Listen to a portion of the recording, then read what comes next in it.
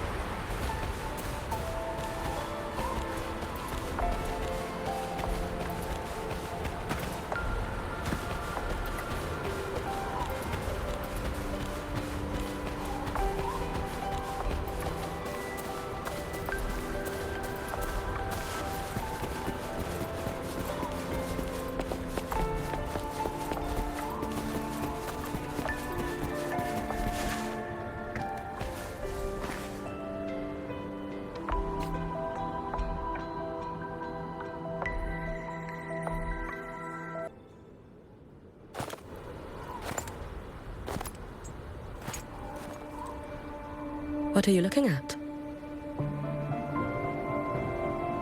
Ah, there you are. Nothing really.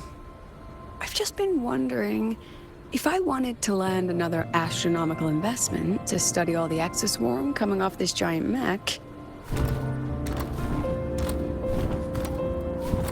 What kind of pitch would it take to make every major player in Solaris nod along and funnel credits into my pocket year after year?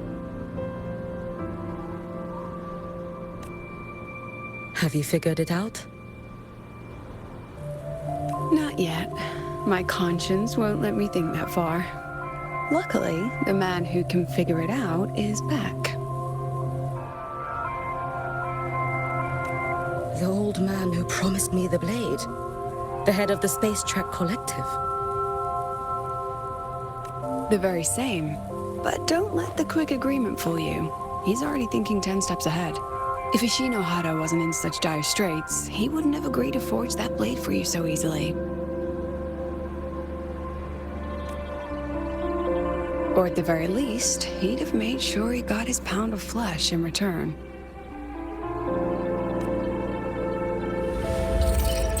I couldn't find the child. Time and space in that dimension are too fractured. My familiar lost its way.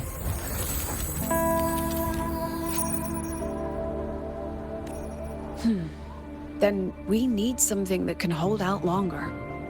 A better way to search? Void matter reactivity has been high lately. A clear sign to follow would be best. That child is the Exostrider's resonator. There's no clearer sign than that. Looks like it's time the Exostrider was reactivated. When that happens, whether you're an annoying adult or the one meant to pilot it, I'm sure everyone will be on board, don't you think? Oh, what if we used footage of the Exostrider activating to pitch for funding? And the confidentiality agreements? No sympathy for my chronic funding anxiety?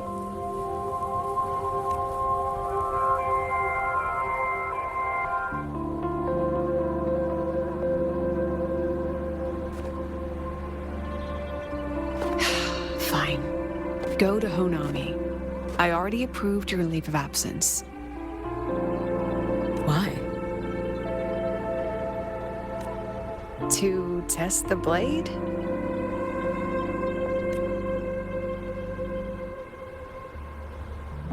Even once the Exostrider awakens, there's still a chance it fails. If it does, what you sealed in the Dimmer Plains becomes a liability.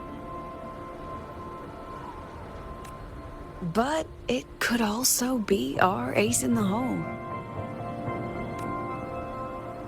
So, before I give you the thankless task of guarding those planes, go deal with matters of the heart first.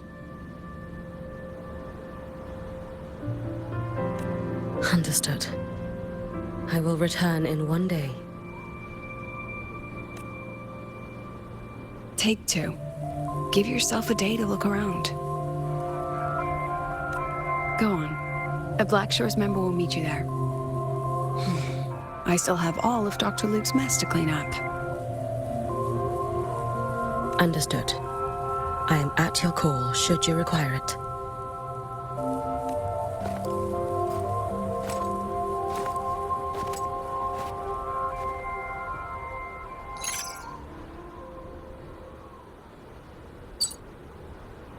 Yes, I'm listening. So it's about Denia. I see. Let's discuss it in person.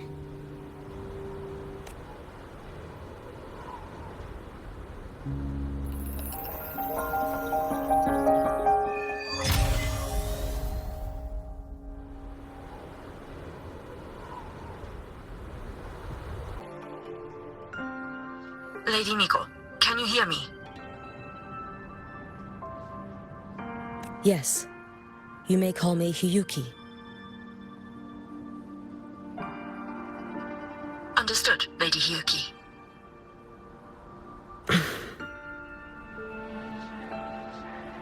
Most of the left behind in Honami City have been relocated, but a few, the ones whose regrets run deepest, still roam the danger zones. Their unfulfilled desires concentrate the Lament's power.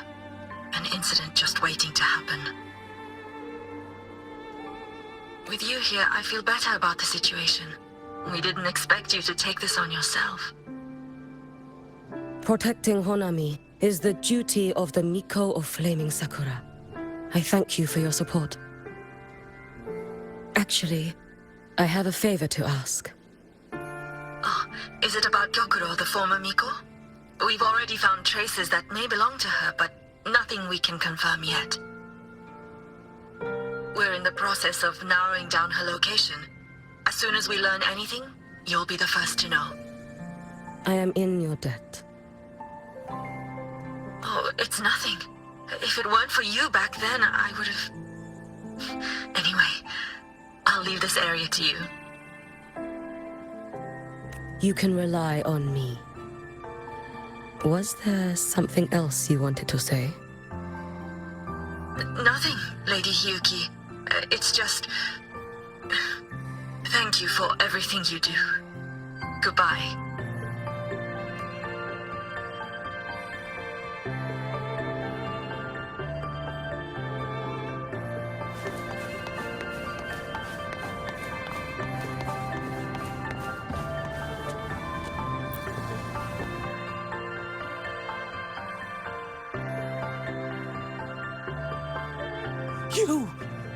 You are... Yes. Miko of Flaming Sakura, you're back!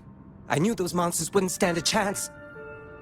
Everyone else thought we were done for, but I told them, don't worry, Lady Miko will come and save us. I'm sorry. I was too late. It doesn't matter. You're here now, aren't you? Please, just say it. Say the Miko of Flaming Sakura has returned and that those monsters are finished. The Threnodian has retreated, but I couldn't save you. But you defeated it, again! And one day you'll drive it away from Ashinohara for good. Yes, I hear your wish. And I promise, one day...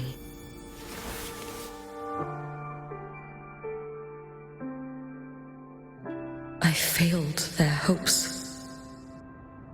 No matter how many times we drive it back, the Threnodian always returns. When will we be freed from this nightmare Ashinohara?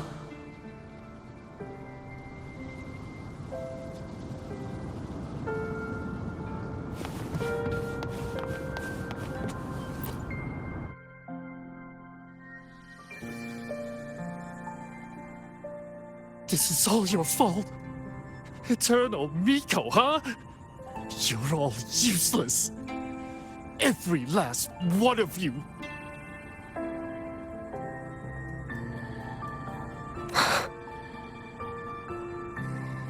How do you even dare show your face in Hunhami? They're dead! Everyone's dead! I knew it! I knew the Threnodian couldn't be defeated. I should have run away as far as I could. Oh, Lady Miko, please! Do something, anything!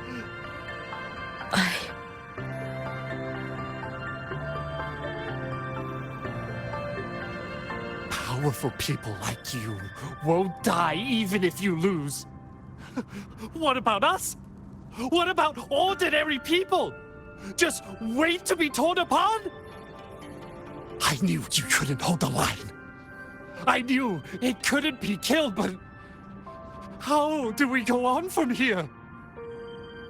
Lady Miko, heroes, tell me, what should we do? If you need someone to hate, let it be me. It's all right. Place all your pain, all your resentment upon me. May your soul be granted a moment of peace.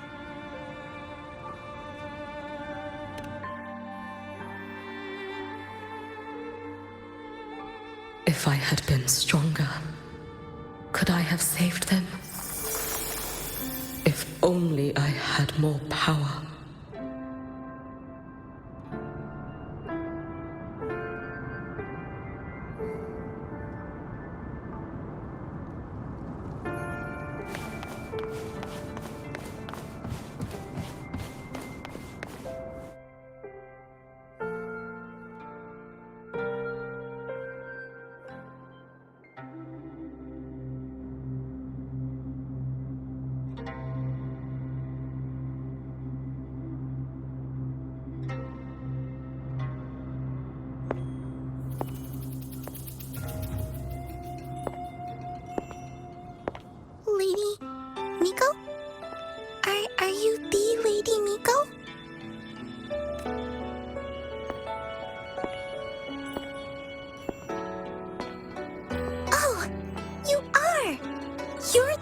Who once talked to Lady Gyokuro. She told me about you. She said you're her most treasured family, just like my big sister and I. Your name is... it's... Hiyuki. Yes! Hiyuki! That's it! Such a pretty name, just like Lady Gyokuro's. My sister said if I hid here and prayed with all my heart, Lady Miko would come and save us. So, I've been waiting.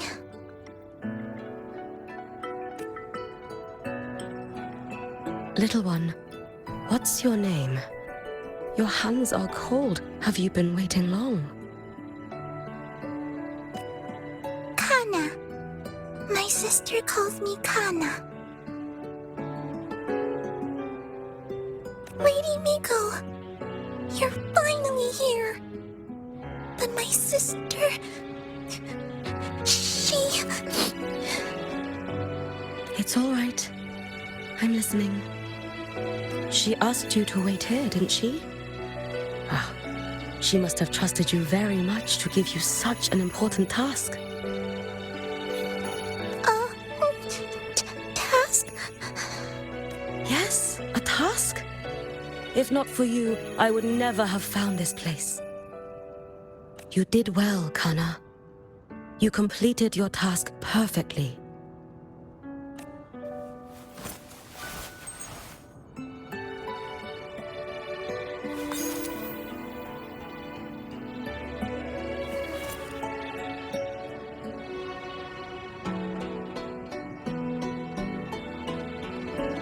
Lady Miko, are you here to save Honami?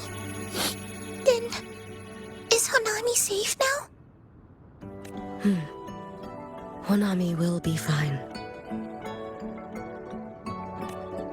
Sister said you carry everyone's wishes. That you're the strongest. I knew you'd come and fix everything. Lady Miko, can you help me find my sister? Of course. We'll both get to see our sisters again soon.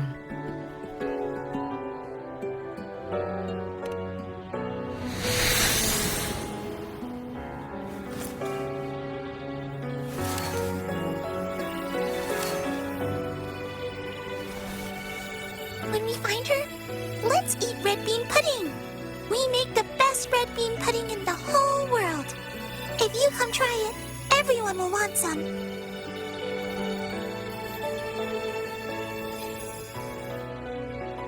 Then you'll need to make a lot of it. Can you manage that? Pinky promise.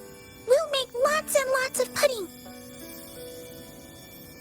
Then, even if the Drenodian comes back, we'll have something to eat and we won't be scared anymore. It's a promise then. We'll make a lot of pudding.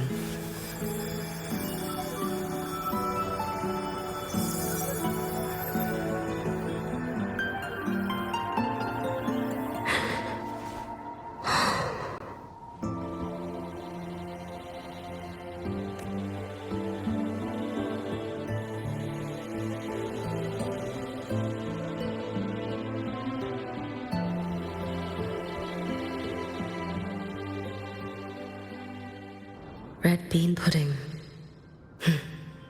Gyokuro always did have a weakness for sweets like that. This time, will I find her traces and truly set her free?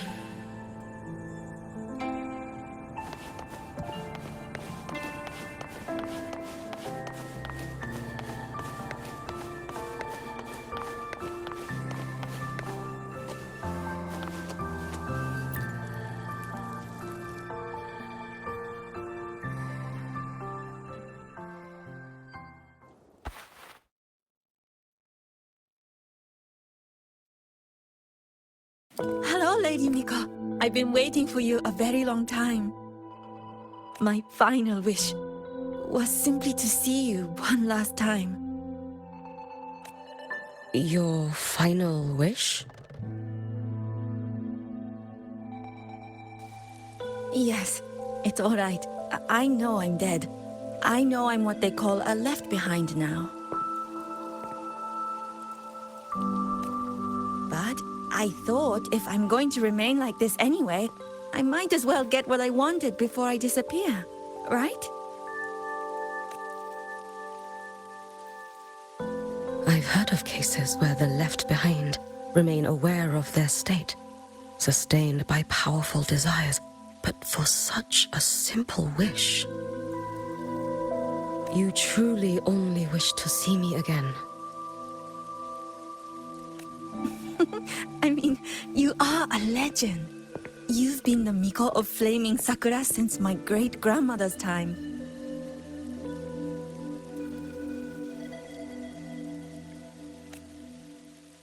When I heard Honami was in danger, and that the Miko of Flaming Sakura would meet the Vanguard, I rushed here just to see you. You shouldn't have taken such a risk. If you wished to see me, you could have gone to the flaming sakura. I know. Everyone says you can just write your wish on the plaque and Lady Miko will see it. But I worried. What if it never reached you?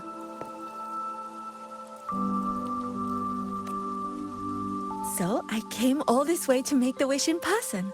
I wanted to see whether it would come true.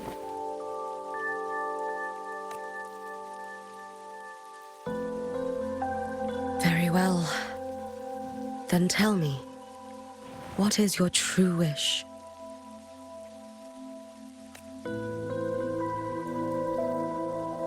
I wish for world peace, for people to stop living in fear of the lament. I want everyone to survive it. Lady Miko, my wish is that there will never be another Miko of Flaming Sakura.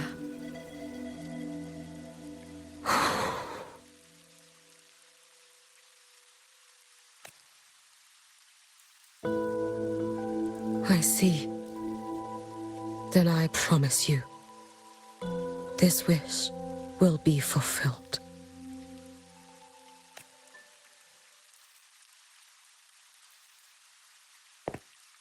I know it will.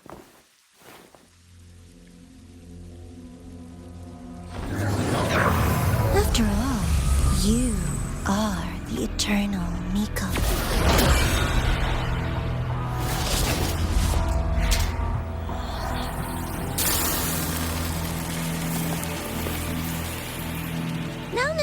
No need for that, Lady Miko. If you wished, you could cut down this avatar at any moment. But I think you'll find this far more interesting.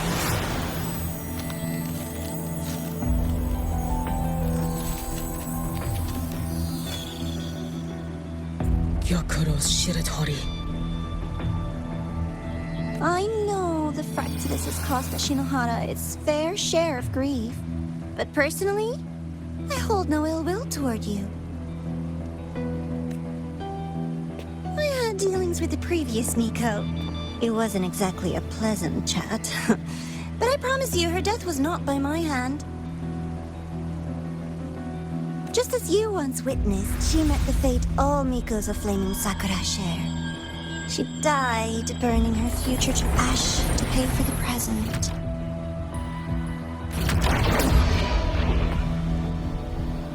Aren't you even a little curious about what I showed her? If this makes you uncomfortable, feel free to cut through space and leave. This face of mine, of course, is entirely at your mercy.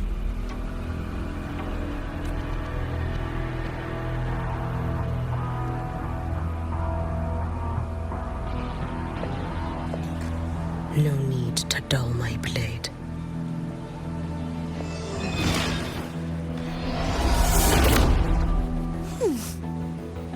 She wears the exact same expression as the previous Miko.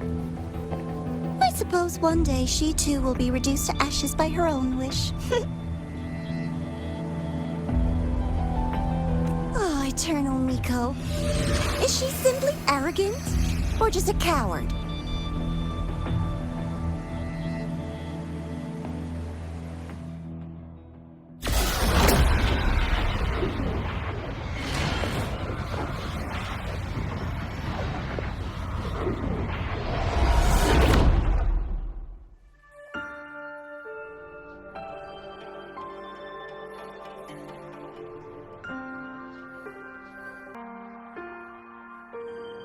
A peaceful Honami. Why bother with such an illusion?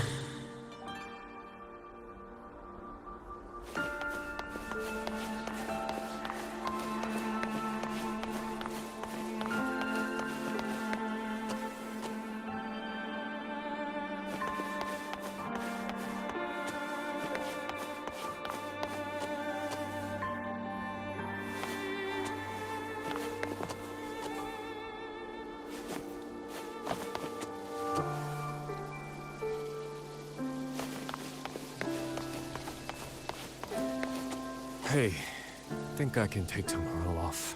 If work is the root of all your problems, why work in the first place? Come on.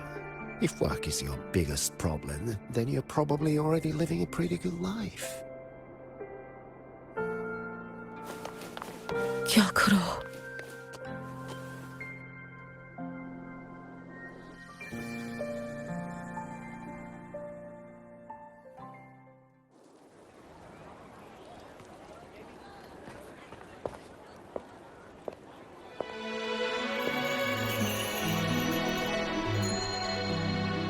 Lady Gyokuro, guess what? No math homework today! My parents and my big sister finally taught me how to make red bean pudding. Want to try mine? I'd love to. You know I can't resist red bean pudding. Wouldn't miss your special batch for the world, Kana-chan. Yay! I'll go make it right now.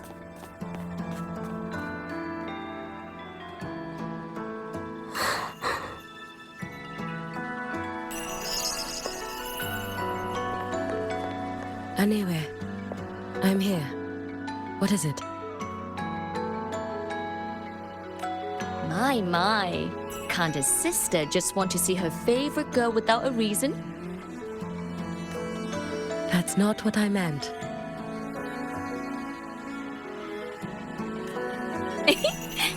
There's that serious little face. I just wanted to chat. Always relaxes me. So, how are things at the Flaming Sakura? The usual. Many came to make wishes. The Thronodian's active cycle is almost here. Death would be a frequent visitor to Ashinohara once more. Prayers for safety, peace, victory. They pile up thickest at times like this.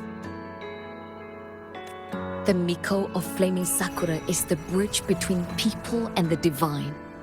A wish jar for all their hopes. We must listen to every single one. Lately, I've been hearing you ring the sutsu.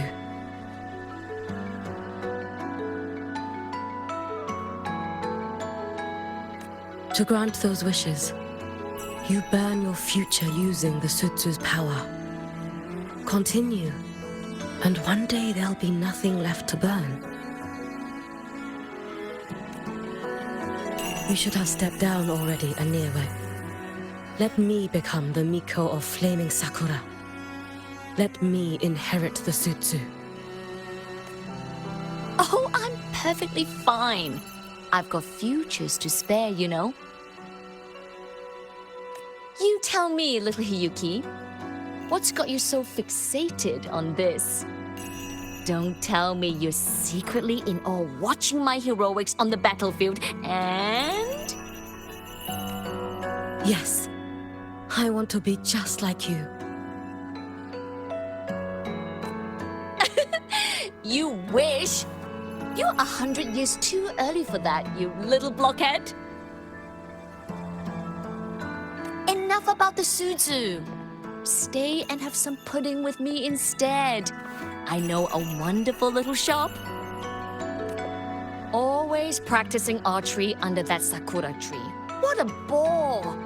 A girl your age should be out living a little. Here we go again. You know I don't care about any of that. I'm going back. You sure? Come on! Consider granting your big sister's wish.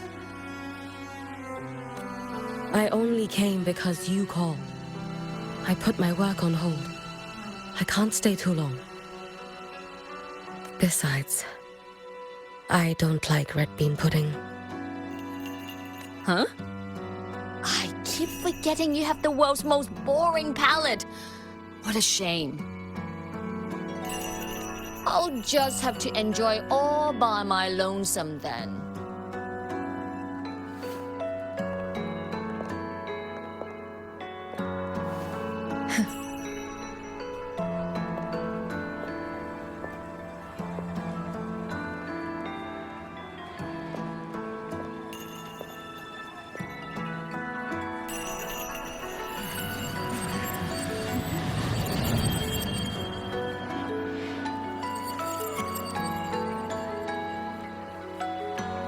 Hyakuro never once spoke of her own wishes. She lived only to grant the wishes of others. If only I had chosen to go with her.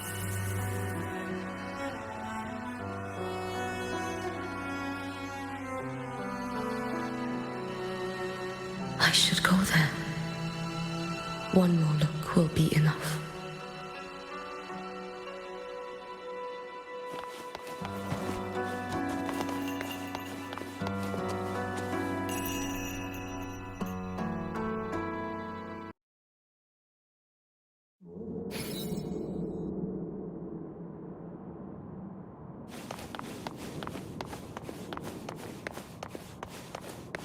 Still regretting that you didn't step into that shop and try that red bean pudding with the former Miko, aren't you? What's your point? The peaceful streets of Honami, the sweetness of red bean pudding. You know none of it is real. The illusion didn't deceive you, Miko of Flaming Sakura. You were the one who deceived yourself. Desperate to play pretend? Why not commit? Please, this performance is only beginning. Miko of Flaming Sakura, do not forget the regret you carried here. You never forgot the lives you failed to save, nor their final, fading cries.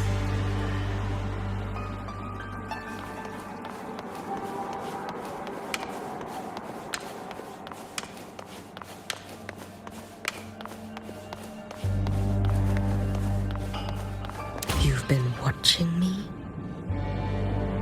Among all the Mikos of Flaming Sakura, you're the most special.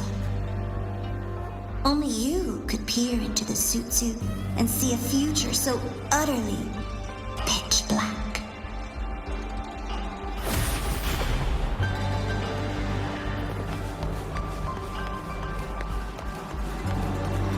This is...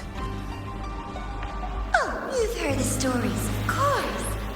But none of them know what Rover really endured to reach this point.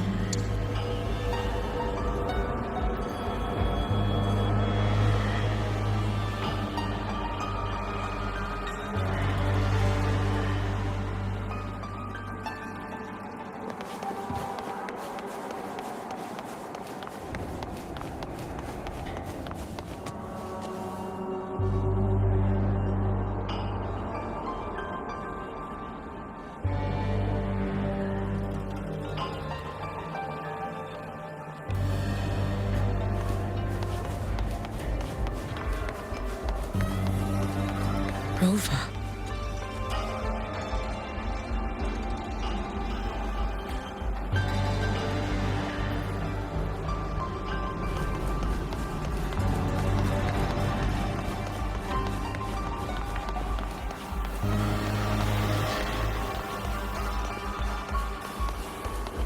This is...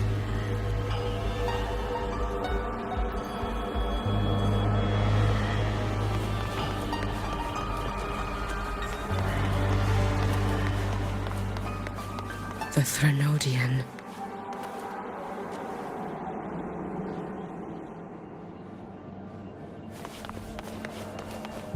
Go on. The next act awaits you.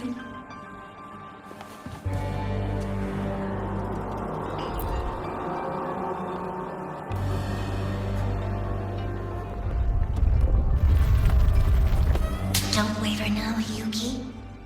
That instinctive revulsion you're feeling will guide you down a path diametrically opposed to my own. You must walk this road.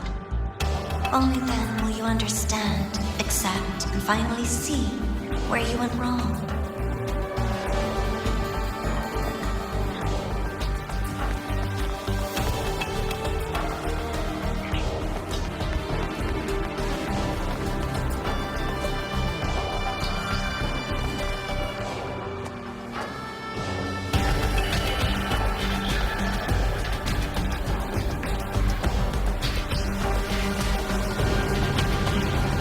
Just as you suspected.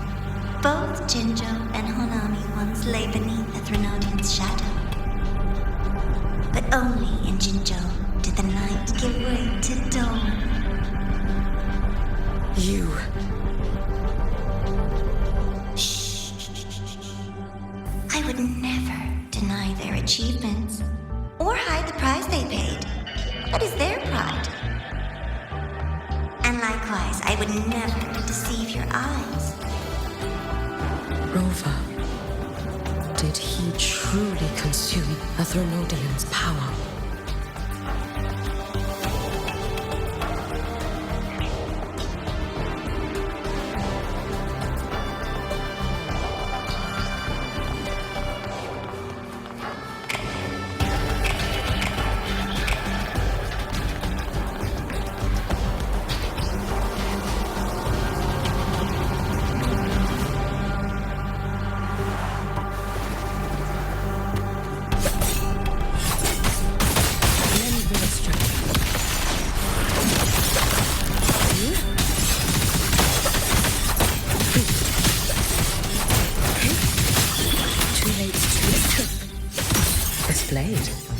It's as sharp as they promised.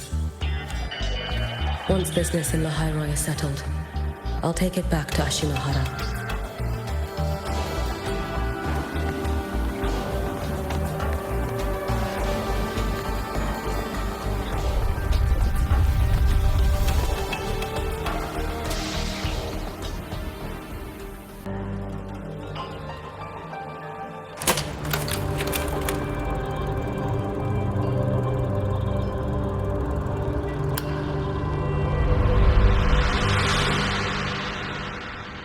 You needn't doubt. This is, in fact, my ploy for you. What else would you call laying the very path you've dreaded most bare before your feet? Keep walking.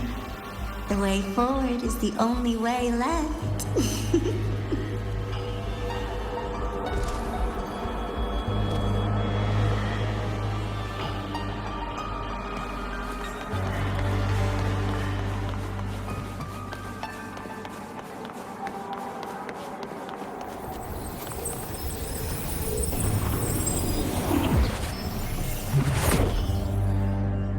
The inverted tower.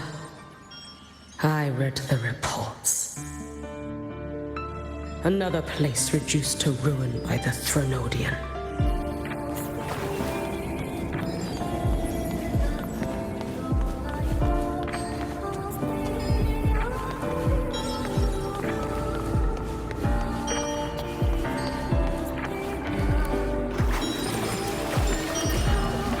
A nation that placed its faith in the Sentinel, yet its blessed maiden was spoiled by the Threnodian Leviathan. Deliciously absurd, isn't it?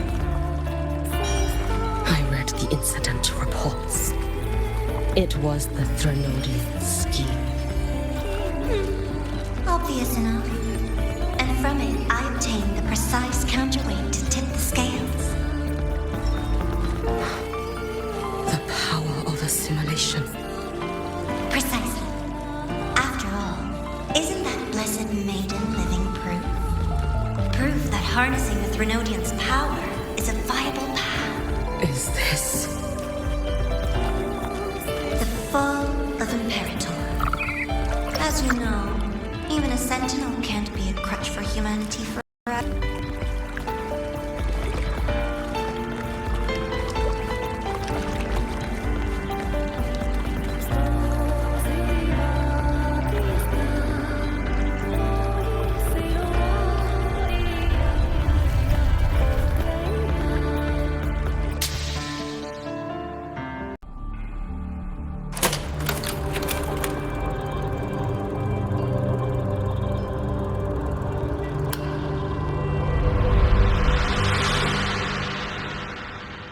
Now, why not step into the role yourself?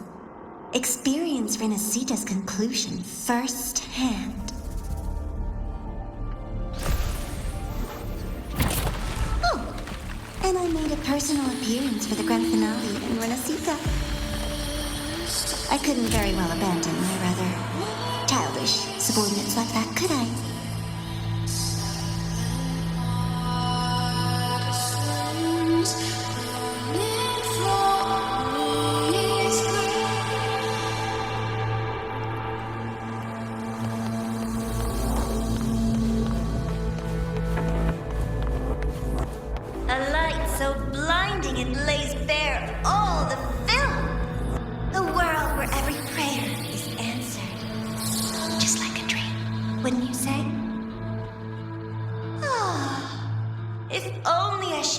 could have...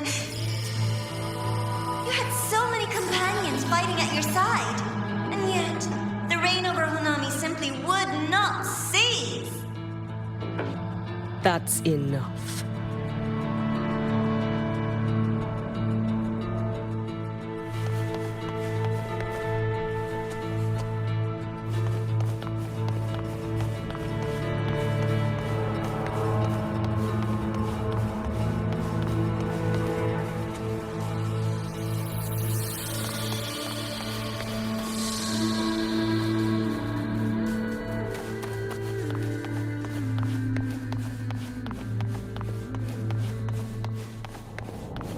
Every single time, he succeeded in saving them. If only I could have. Ashinohara. Am I envious of what he has achieved?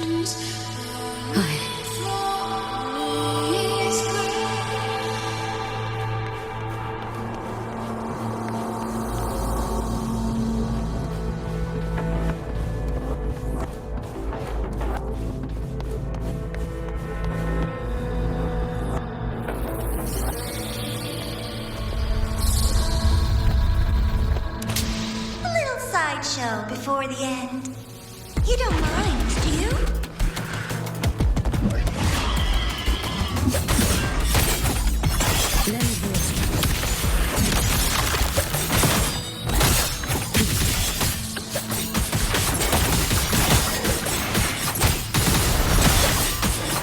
Take your final dive into night.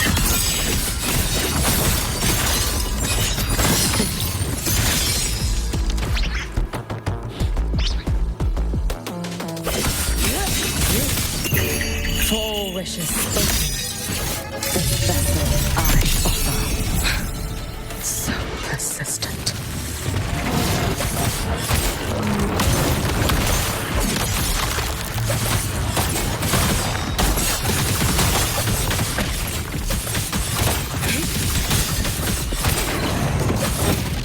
It's fine. Too late to escape. A life as fleeting as the first.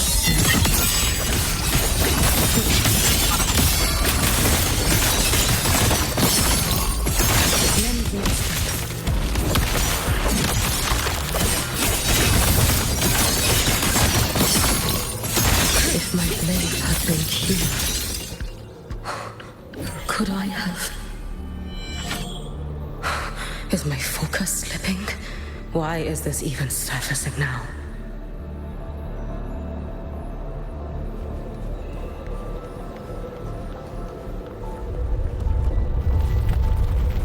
Take your time. We're almost at the finale.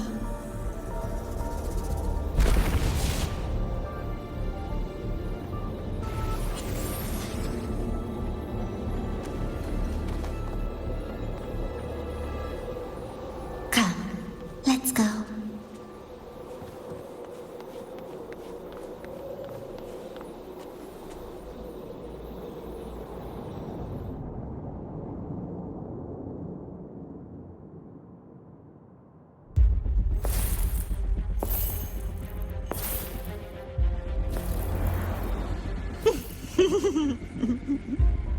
Thoughts on the show?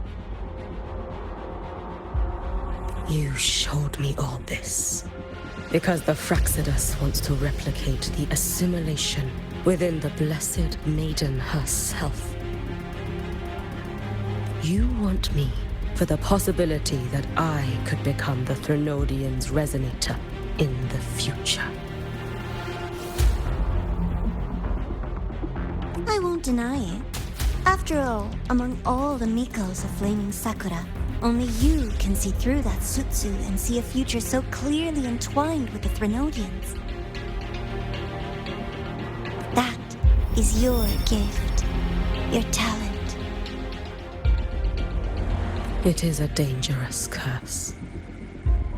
From Ashinohara's legends and the Space Trek Collective's investigative reports, you know who Rover is by now. As a savior yourself, what do you think of his capabilities? He's strong. You can afford to be more effusive.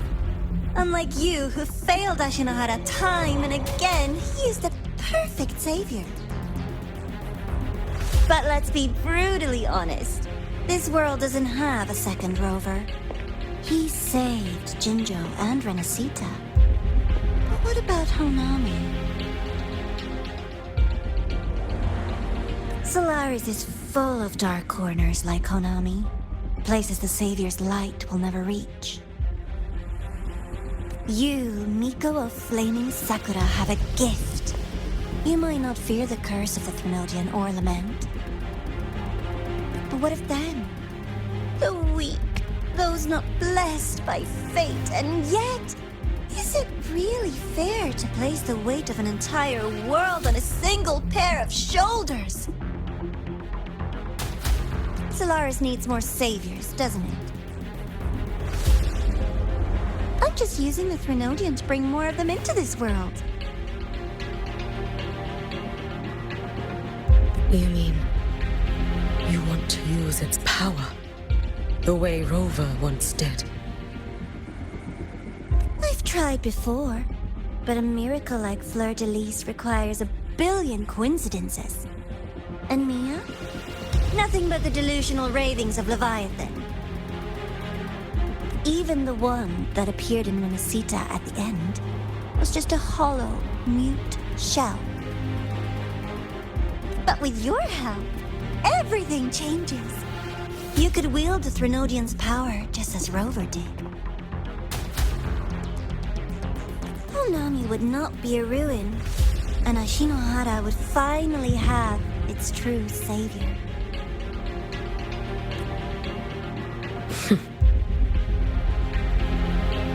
I have to admit, your proposition is tempting. I desire vengeance against the Threnodian.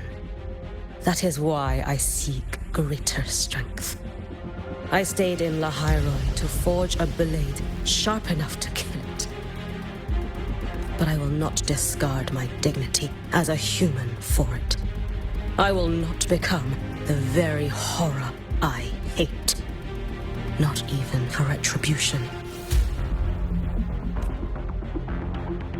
You stand on Honami's soil. You stand on a graveyard of millions. Go on. Ask them if your dignity as a human matters. I think they tell you that simply staying alive is what matters.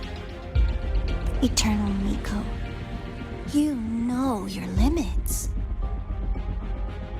You've crawled through countless defeats, barely protecting Ashinohara from the Threnodian's assault. But what of the future? You are no savior like him. When you fall, who will take up the Sutsu? Who will walk this lonely, futile path next?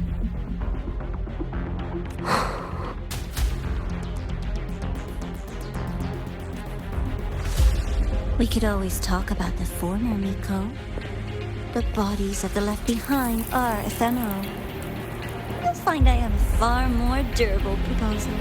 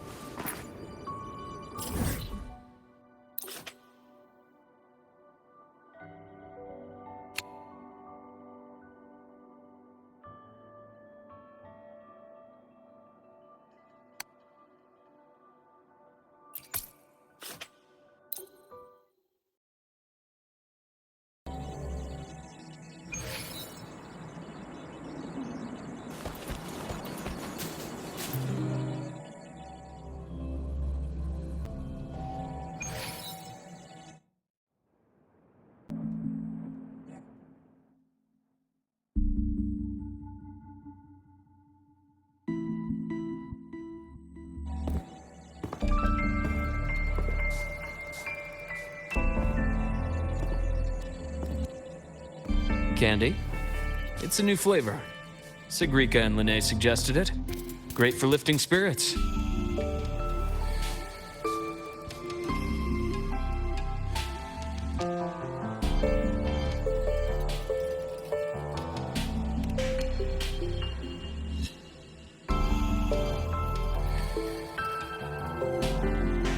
All right, Luke. What's the word on this Exostrider plan? My conversation with Lucilla went well. She's on your side.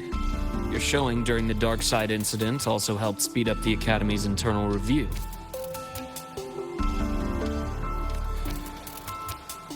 That said, you've been a student here for less than a year. You'll need the Space Trek Collective's approval to officially activate the Exostrider. Their biggest financial backer is the new Federation. And of course, they answer to an entire board of investors. And to them, the Exostrider is definitely a high-value asset. I've been flooding their desks with reports. Your Academy investigation record, your latest test scores from Abel College, and a full physical adaptability eval I wrote myself. And were they rejected? We got a meeting, but when that much money's involved, conflicts of interest make everything move very slowly.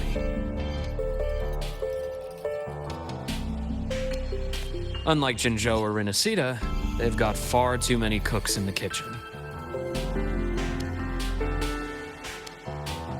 I'm worried we don't have that kind of time. Exactly, which is why we're going to strike first. Besides, things have changed. It all comes down to this guy. This is Chase, head of the Space Trek Collective. He just got back to Lahai-Roi on a Triumph avionics ship from the new Federation. President Lucilla, Professor Mornier, and I have all put in a good word. You'll be meeting him at the Research Institute. Chase started as a low-level employee at Ashridge Energy in the new Fed. Then, he dropped off the grid for a few years before resurfacing in a government position. After that, he left the government and started diving into multiple large-scale investment projects. Some say he's still been Ashridge Energy's man the whole time, but no one's been able to prove it. He's sharp, low profile, and very smooth. At his age, he's seen it all. His only real concern is if the Exostrider's pilot can be controlled. Normally, they'd pick Academy synchronists who have been signing stacks of NDAs since day one. But Sounds like his attitude changed. Does that have something to do with the changes you mentioned? come in. Let's talk over some hot drinks.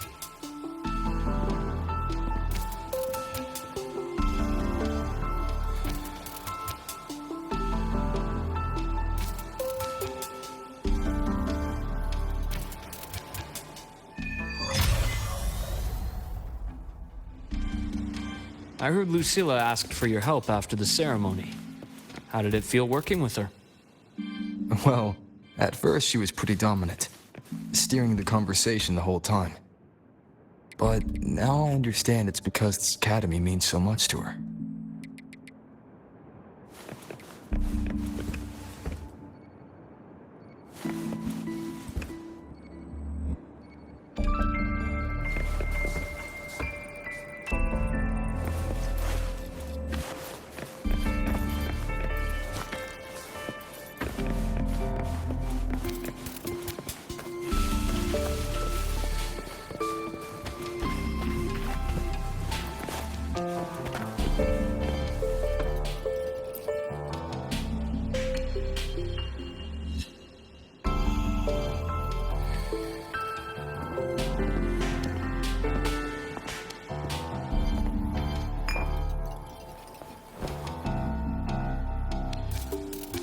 Based on your intel, the reactor core has been returned.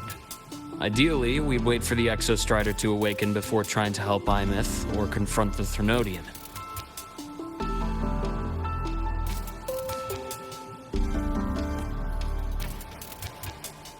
But recent readings from the Institute's Strider Gate monitors, they're off the charts. Void matter reactivity is spiking. The Space Trek Collective is getting twitchy. If Threnodian Aleph-1 breaks the seal, all of Solaris will be at risk, not just Lahai-Roi.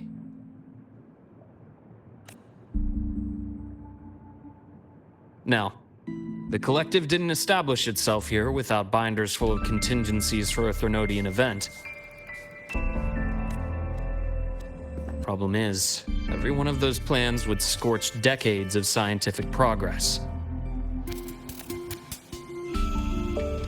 Which, in our case, actually gives us some leverage.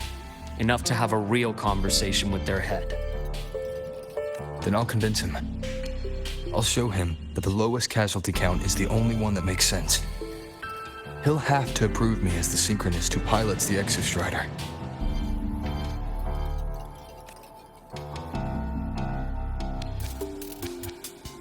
Luke, you mentioned you have contacts in the Black Shores.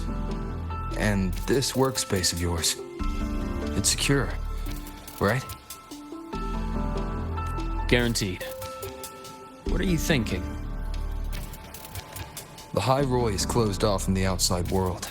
Public comms are probably tapped by Fraxidus moles inside the Academy. And right now, I need a direct line to the Black Shores. I see. Give me a moment. I'll establish the link and leave the rest to you.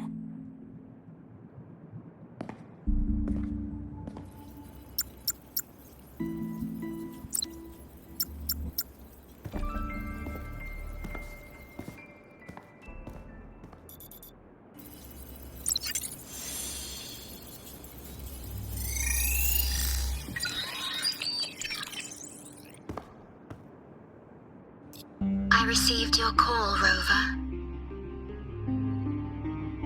Is the situation in Lahai-Roi that dire? You look exhausted.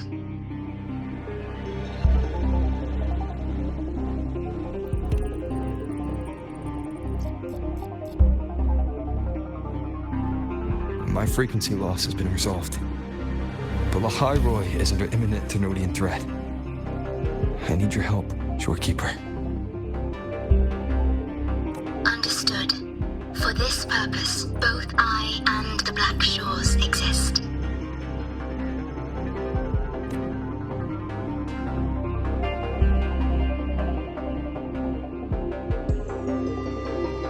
Any additional intel on the Exostrider within the Tethys system? Verified or not, I need everything you have. I trust Luke. You can speak freely. Records confirm that Luke Herson has been providing critical assistance and intelligence to the Black Shores. I trust your judgment.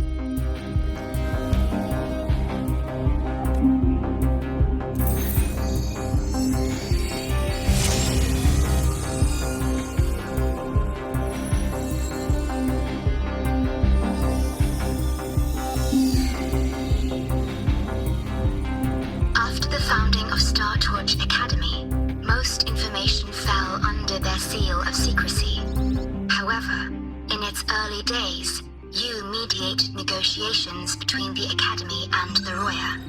Through that process, the Black Shores gained partial access to certain archived insights. The Space Trek Collective fears that due to the Exoswarm's division, the Exostrider, even upon awakening, might not have enough power to face the Threnodian. This concern led to the Augmented Resonance Initiative, the Synchronists. Observing how Sentinels work with their resonators, they theorized that the Exostrider, sharing similarities, could amplify its power through a resonator as well. However, considering your link with the Exostrider, The tether system does not recommend this method.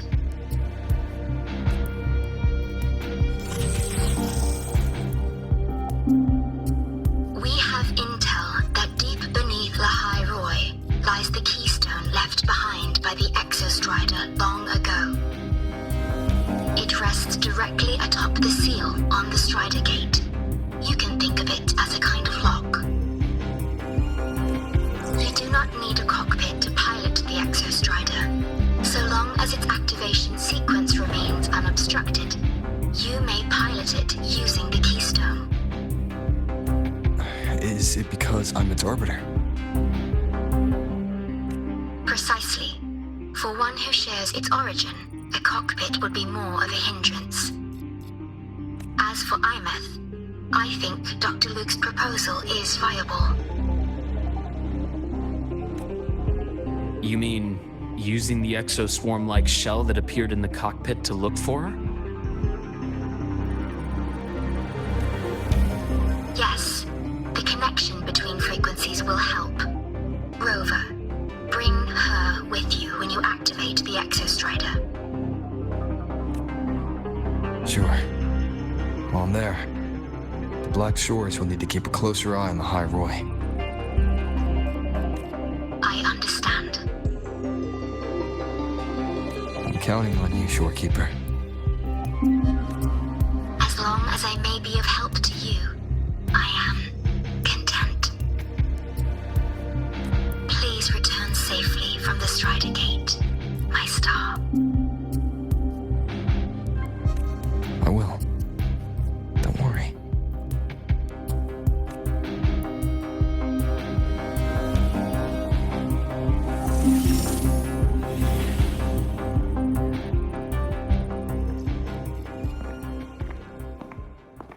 I'll inform Lucilla. Take your time finishing that drink before you head out.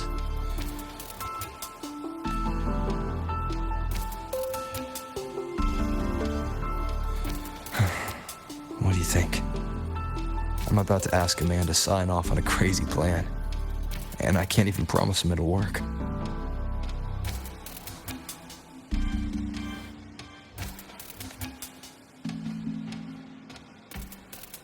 Nobody has a plan they promise will work. If Chase agrees, it's because he's betting that you're his best option. Just take the win. At the end of the day, it all comes down to the person.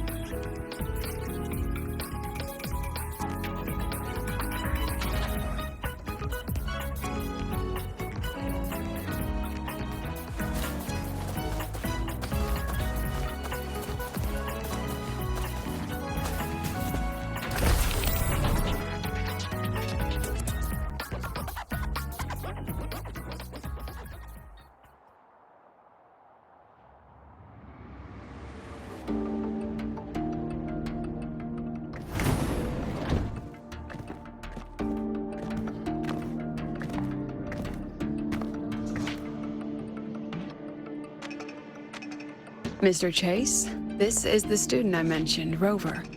Our best hope for piloting the Exostrider. Save the intro, President Lucila. We've met before.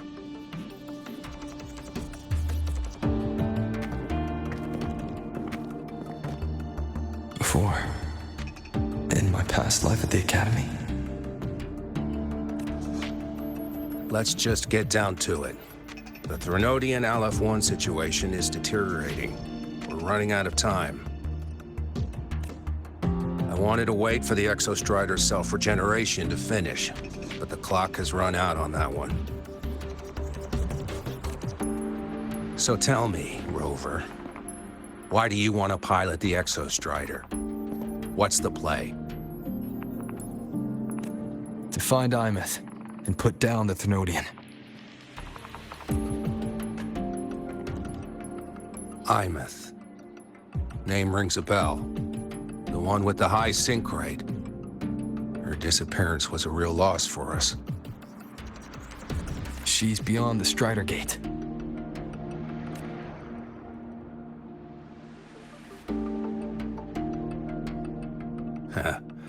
I see how it is. But finding one person in a goddamn interdimensional haystack, not so easy. You understand our position. The Threnodian is our priority. Stopping the Threnodian is my priority too. I'm gonna handle both.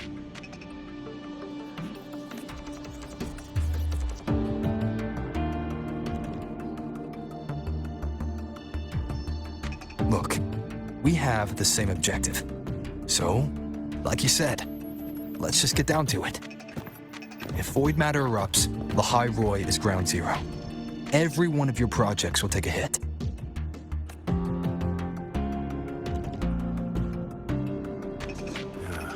Regarding LF1, our intel is insufficient. We are not, at this time, considering its total destruction.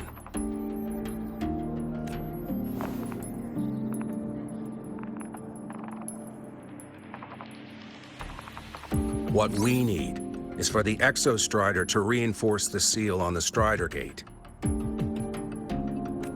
To do that, we need a qualified synchronist, and we need the Institute's drive replica. When that gets embedded in the Exostrider's chest cavity, then its repair is complete. Right now, the replica is in its final phase of development. We're still missing critical data. Drive replica. Is that what you're building from the fallen reactor drive after Helios was launched? Correct. It's based on the original drive's framework.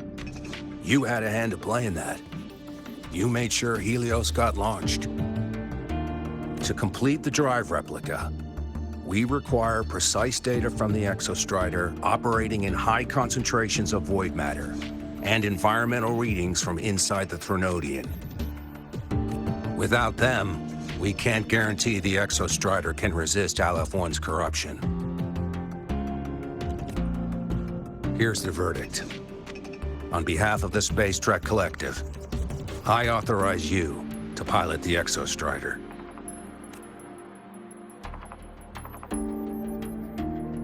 But remember, our objective is the data. We need readings from the high concentration zone to complete the replica. And your personal mission gets 10 minutes. That's the max duration our void matter barriers can cover the Strider Gate once it's opened.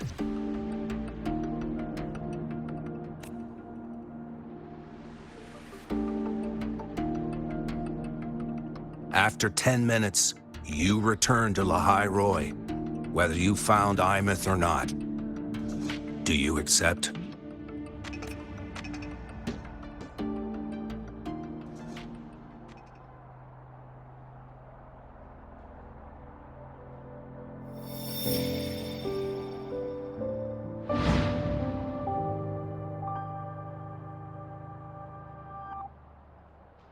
Deal. One more thing. I won't be using a cockpit. Just show me the way to the Keystone and have the Exostrider ready. That's all I need.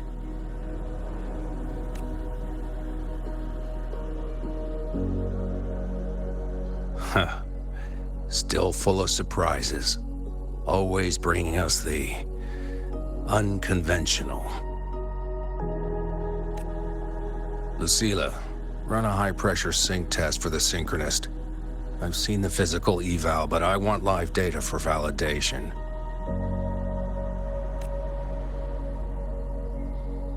The moment the numbers hit green, we'll begin preparations for activating the Keystone and deploy void matter barriers around the Strider Gate. There's something else. I need a favor. Go on. The Fraxidus is lying low, even after failing in the dark side. They could move the moment the Strider Gate opens. Ah, that's what's on your mind. Well, I have an update. Remember Sigrika's friend? The somewhat lackadaisical one? You mean Denia? That's the one. She's gone missing. Our investigation points to her being the agent the Grand Architect referred to.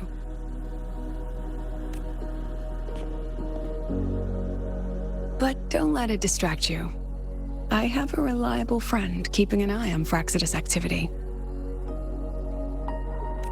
You just focus on waking the giant. Leave the rest to us, Rover.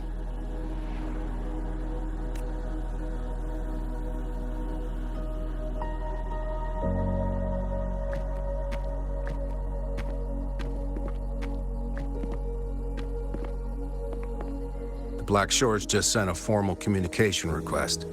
They're offering full support for Lahai-Roi's evacuation, if it comes to that. You handle it, Lucilla. You have a better read on the situation than I do. And you're better at talking with that student.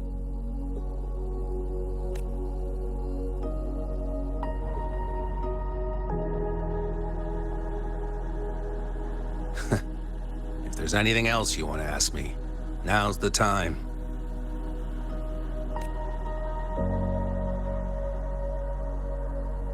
I'm surprised you're placing this much trust in Rover, authorizing him so readily. Any particular reason?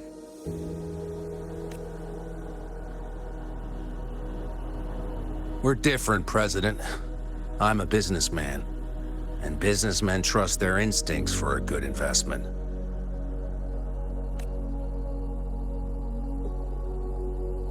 The Threnodian could strike at any time.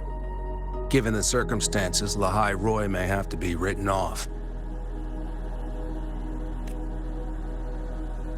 And with the timeline we have, relocating the Exostrider is impossible.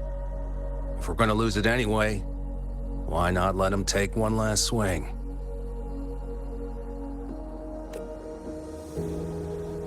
Understood. We still need to prepare for the worst-case scenario. Of course. If this fails, we'll initiate the backup plan. Duskvale.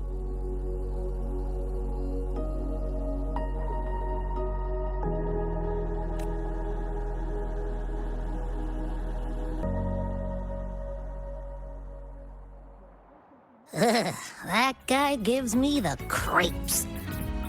What kind of place is the new Federation anyway? Are they all gonna be like that? We'll find out when we get there, Abby.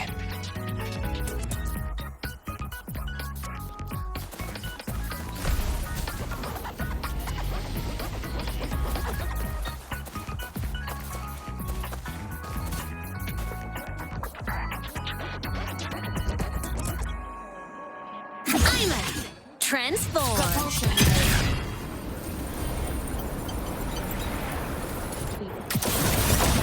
Warning. Insufficient power supply.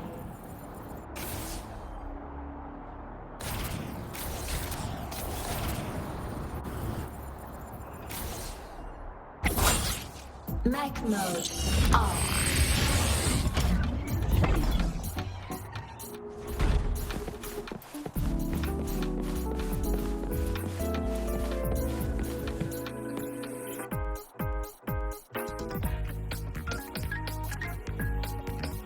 So you're that student, huh?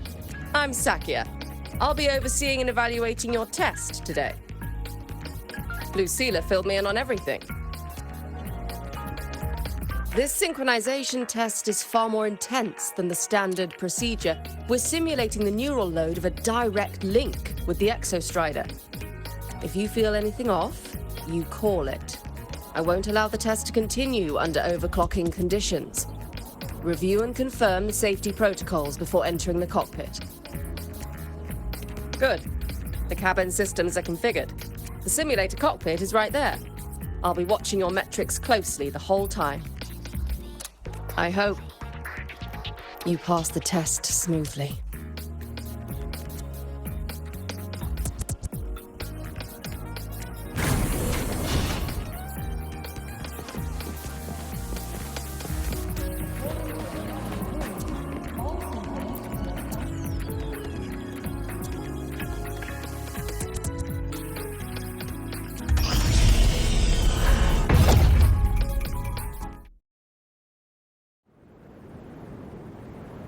Neural network connected. Tactical model constructed.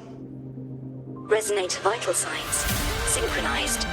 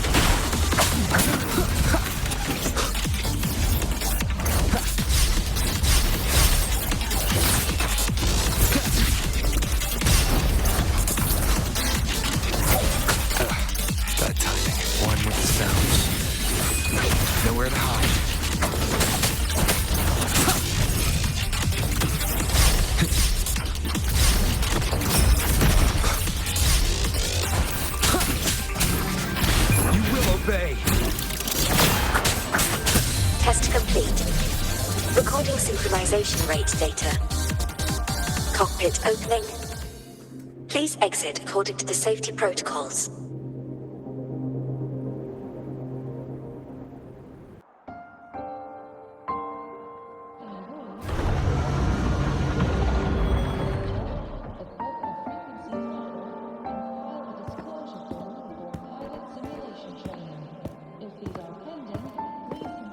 How did you get all the way here from the lake house? She wanders into the academy sometimes. Usually her caretaker bot escorts her back pretty quick, but today she was being difficult.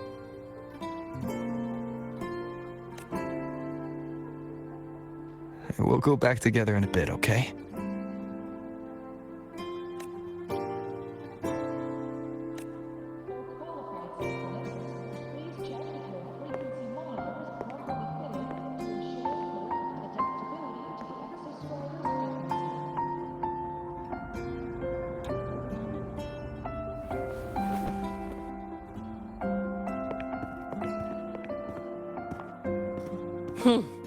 So the little terror can be quiet. Never thought I'd see the day.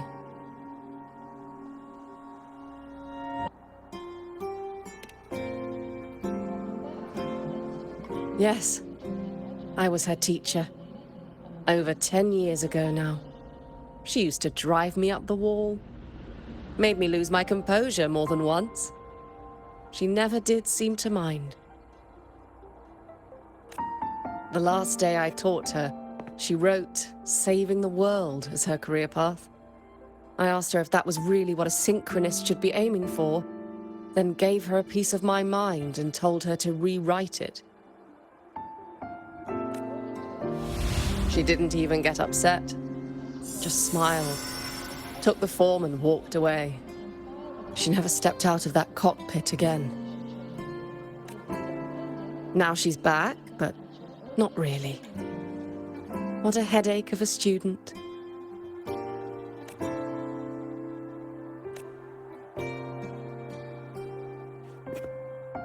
Lucila told me you're her family. Is that true? Yes. And you're planning to pilot the Exostrider and bring her back from the Strider Gate? That's the plan. Sounds like an absurd, bold, utterly delusional idea. No one knows what's actually behind that gate. I know. When Imeth went missing, the cockpit recorded an abnormally high synchronization rate. We couldn't verify it after she disappeared, so it was never officially logged. Your test results are just shy of hers overall, but in some sectors they're even higher. You've passed.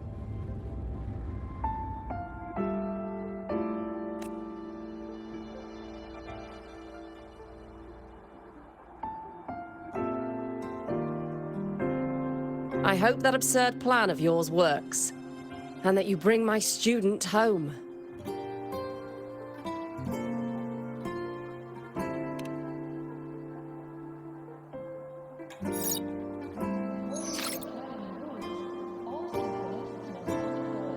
The results are out, but preparing the Exostrider will take time.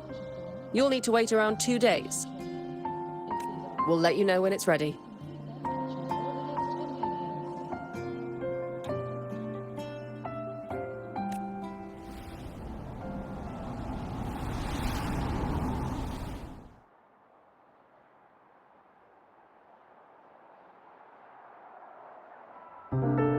Cassette. For qualified synchronicists, please check that your frequency monitor.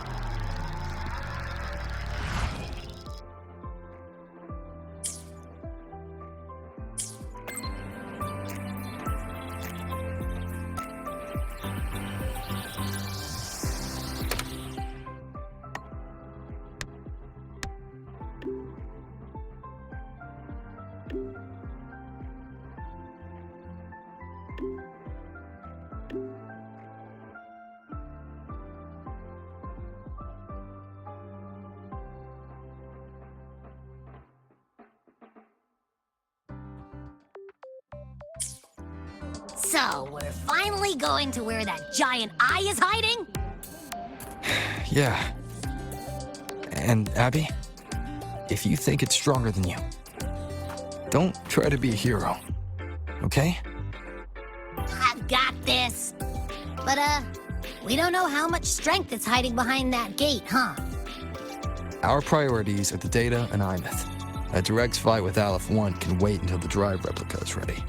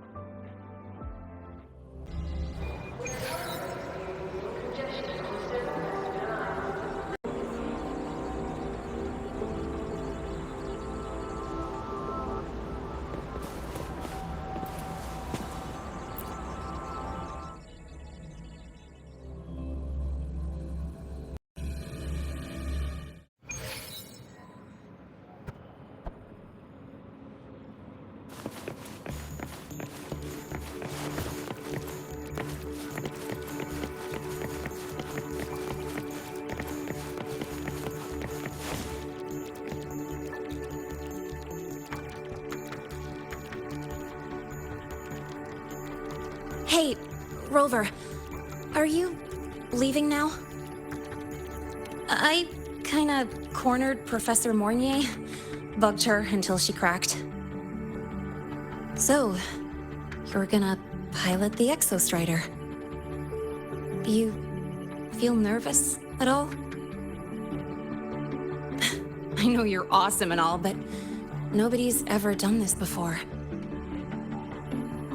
Nobody knows if the Exostrider will even move, or what else might go wrong. Everything's felt so heavy at the Academy lately. Teachers are stretched thin. Even the nearby exoswarms seem restless. Lene, are you nervous? Okay, fine. Is it that obvious? Look, after I aced the entrance exam, I thought, sweet, life's gonna be packed again, non-stop, like it used to be. But just when I was ready to finally be a student, my bubble popped. My brilliant student life, poof, and done. The Threnodian, void matter, the Fraxidus, they're breathing down our necks. And I can't do anything to help you fight them. I just have to stand here and watch you walk into danger alone. It makes me feel totally useless. I'd feel worse if I tracked everyone in Lahai-Roi into danger just to back me up. Of course, if things get really desperate, we'll have to face it together. But for now, when I look at all the students who came here chasing their dreams, I want them to stay students. Because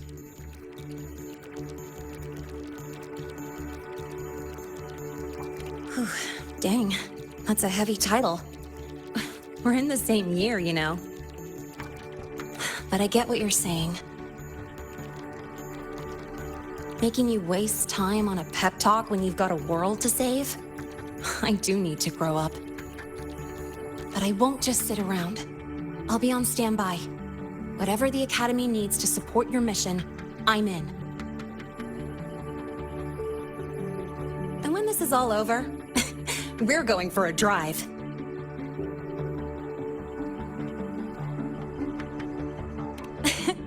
Can't wait for that day to come. Professor Mornier's up ahead. Good luck out there, my friend.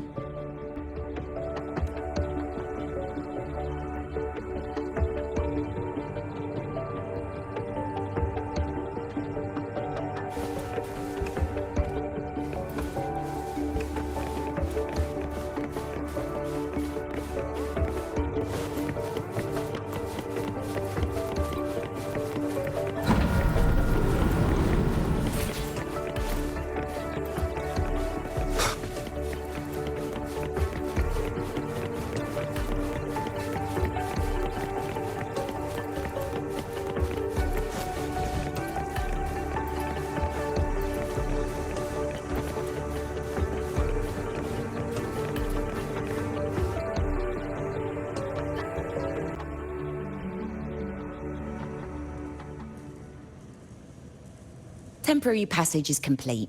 It will take you directly to the Keystone. The Black Shores will keep a team on standby here at the Institute. If you need our support, just say the word.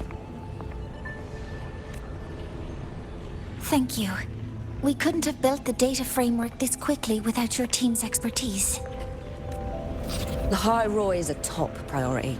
A joint call by the Shorekeeper and the Tethys system. Oh, Professor Mornier, your guest has arrived. Ah, you're here. is that the way to the Strider Gate? Yes. This temporary passage will take you to the Dima Plains, deep within Biarta Woods. Both the Strider Gate and the Keystone are located in the Solvane Heartwood at its center. President Lucilla has already departed with the advance team. They'll be waiting on the other side. And also...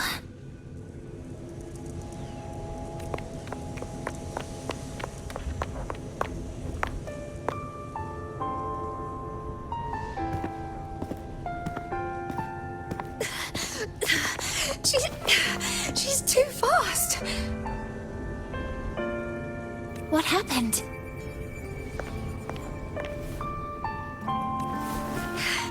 Professor Monnier, she suddenly bolted into the cassette depository and took this.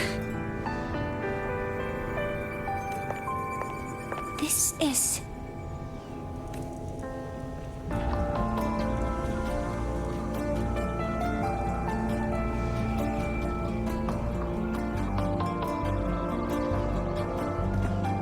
Can I see it?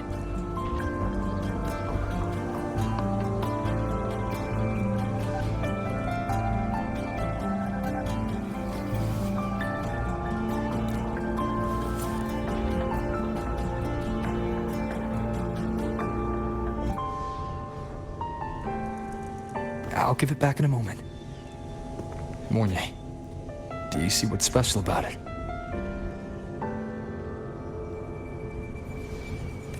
This ID number. I saw it in the student file during her inspection. This is Imeth's own cassette. It's been stored in the depository since she went missing. Why did you want to bring this now? It may be instinctual. Dr. Luke did say this exoswarm-like shell shares a frequency link with the real Imeth. Or it could be the shell's residual instinct. Cassettes are proof of a student's identity. Or it could be a weak signal sent from the Imeth beyond the gate. We can't determine which theory is correct yet. However, this does remind me, carrying a cassette into an unexplored Voidstorm zone follows standard exploration protocol. Do you have yours? Yeah, I've kept it with me. I'll head to the Deemer Plains now then, Mornier. I'll have to stay here, monitoring the data and ensuring the drive replica is ready. I wish I could go with you. But I'll be fully supporting your mission. Mentor, please, take care. I count on you to watch my back, Mornier.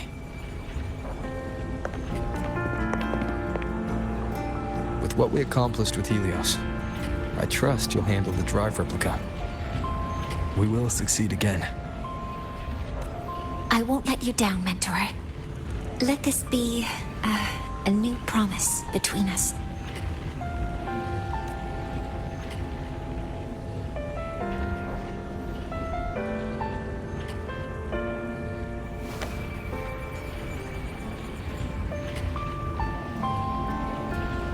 Let's go.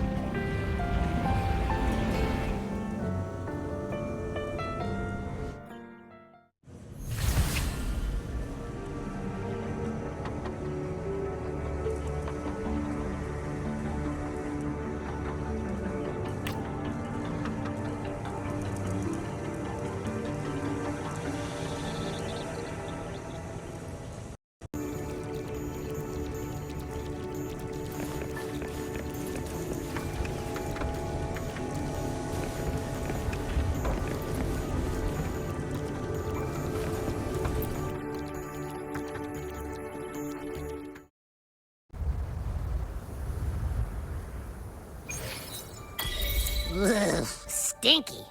This place reeks. The smell of that giant eyeball's getting stronger. That massive glowing tree. Is that the Sylvain Heartwood?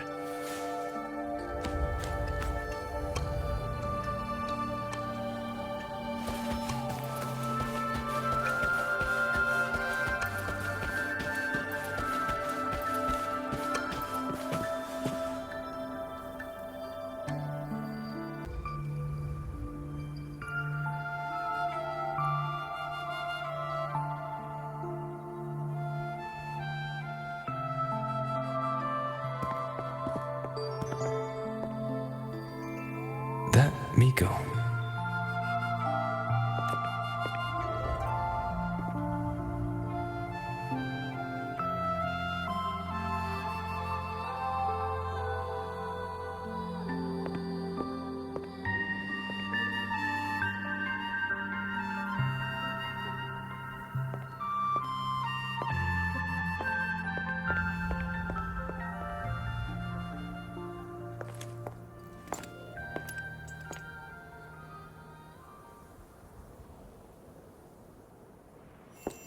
Wait, before you go, you should say hello to him.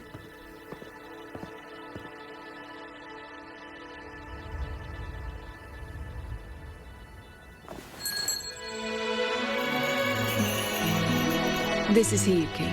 I told you about her before. The only reason we could set up the monitoring equipment so quickly is because she cleared the way for us.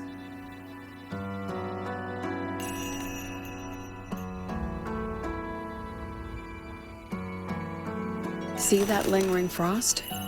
10 years ago, a void matter rift opened in the Deemer Plains. Hiyuki went there alone and sealed it.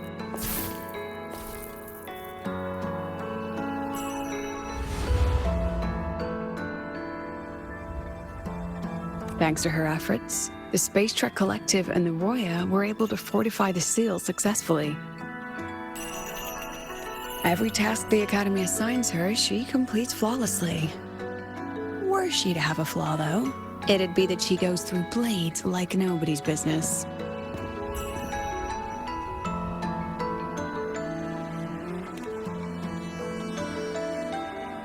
Yes.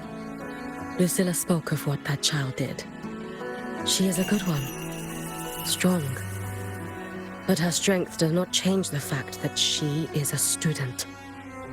That we allow a child to bear such a burden is a failure on our part as adults.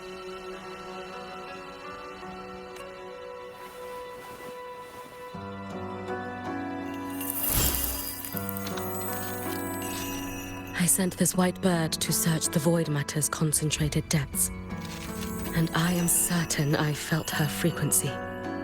Somewhere in void space, she waits. The collective pursues what is right. But your quest to save the one you hold dear... that, I understand. Very good. But I'm afraid we can't say more than that, okay? Right now, both sides want the same thing. That's the best we could ask for.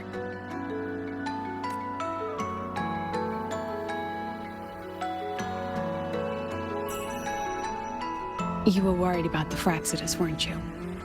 While you're beyond the Strider Gate, she'll handle perimeter security. She's hunted both the Threnodian and the Fraxidus for a long time. There's no one better for the job. Right, Hiyuki?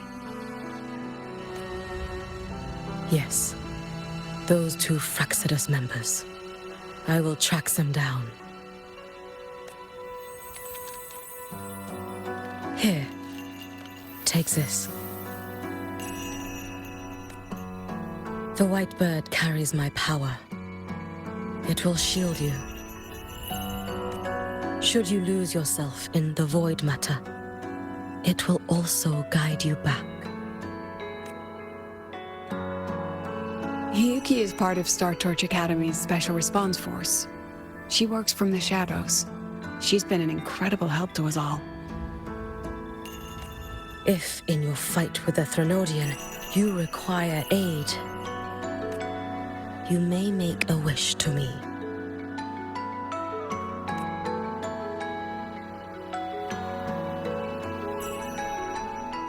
How about I go first? I wish for peace and safety across the Deemer Plains.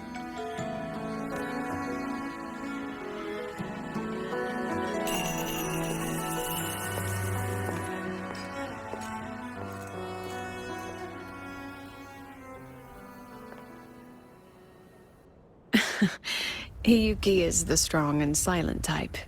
Spend enough time with her, though, and you'll find she's rather fascinating. Why didn't you introduce us before? Why the reveal now?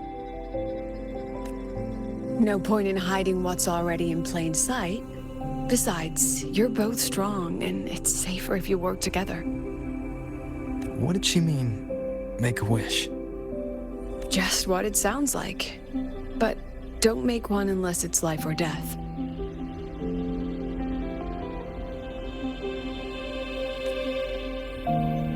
Granting wishes always comes with a price.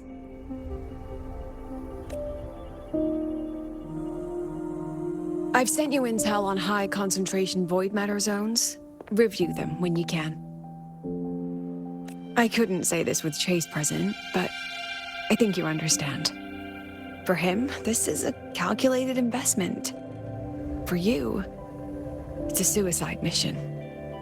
You've been in void space. You've faced it. If Aleph 1 truly lies beyond that gate, it'll sense you the moment you cross over. This won't be easy.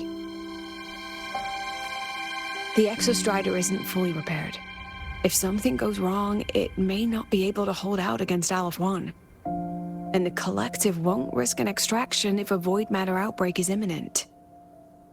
Once you enter the gate, you'll be completely alone. Are you ready, Rover?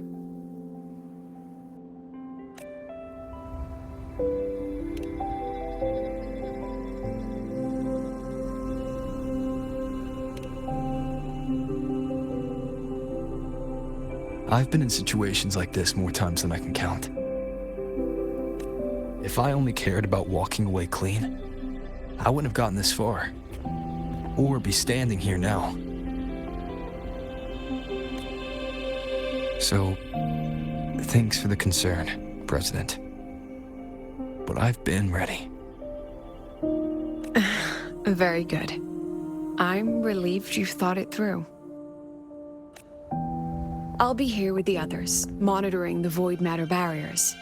If something happens, I have to respond immediately as the Academy's head. We'll probably be able to maintain a data feed, but based on past intel, the void matter's disintegration effect will destabilize the signal. It'll likely cut out once you reach the keystone. From that point on, every call is yours. I understand. President Lucilla, we've checked her condition. No signs of void matter contamination. She's stable.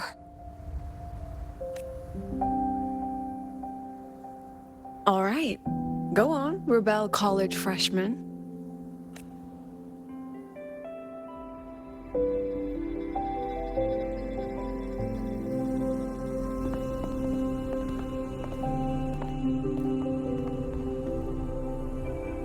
The students and faculty of Star Torch Academy have been waiting for the day the Exostrider awakens. May you return victorious.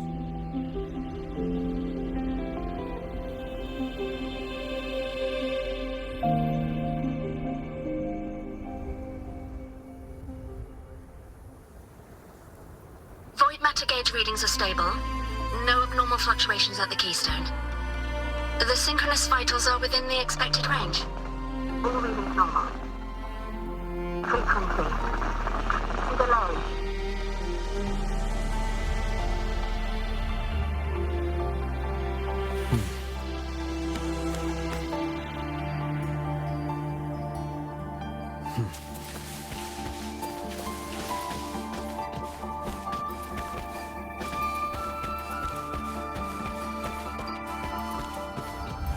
The signal's cut out. It's so quiet. Are these? Saw skin.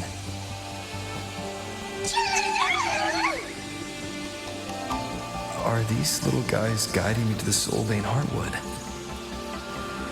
All right then. Let's go together.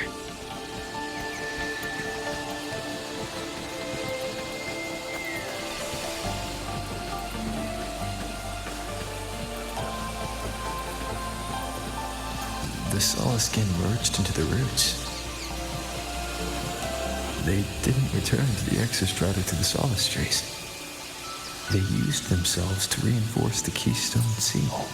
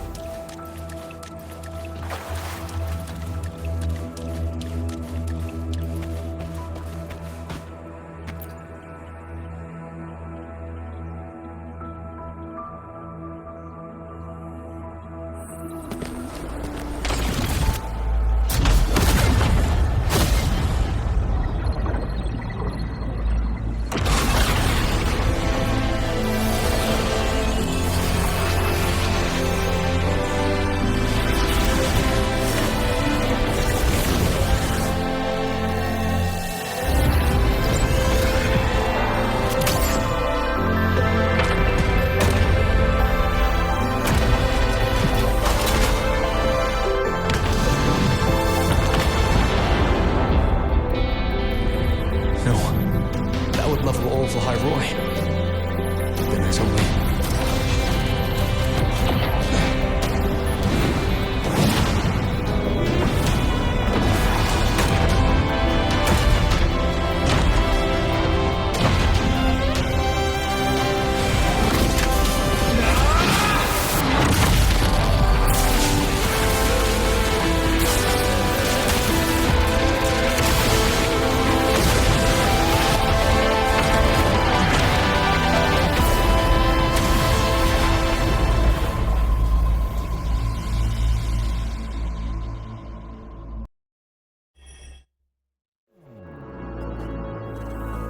Starting to feel dizzy.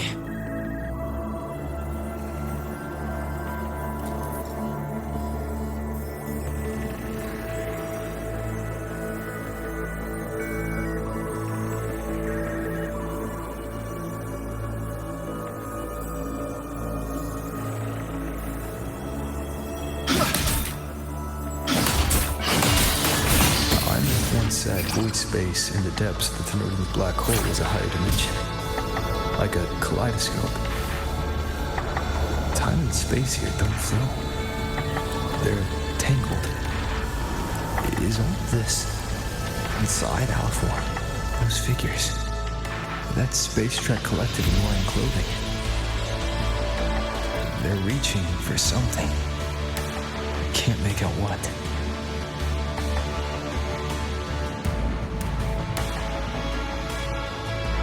A frequency. Is it Ines?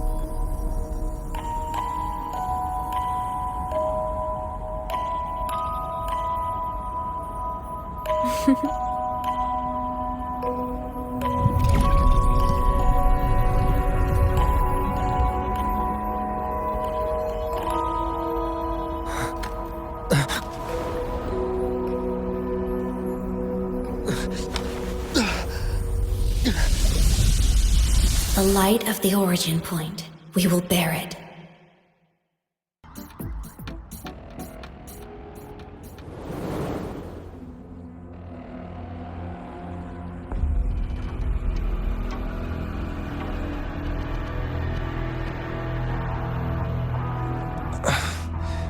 Am I back at the academy?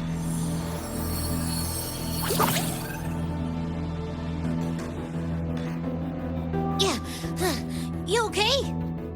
Ugh, I feel terrible too. Something just yeeted us out of the Threnodian's gut. Ugh, rapid interdimensional whiplash is no stroll through the park, I tell ya.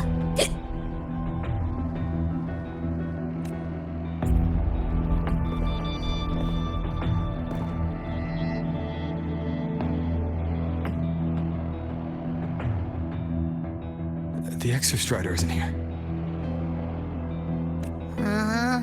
The big guy's still stuck inside the Threnodian. Did you see that freaky black hand that popped up in the cockpit? The whole dimension freaked out, like it was trying to spit us out. Next second, the void matter had flushed us out here. I saw Navora in the flashes. It's the Fraxidus. Has to be. Everyone was standing right here. This is where void matter began to contaminate the sky. And Aleph 1 was watching me and the Exostrider beyond the gate.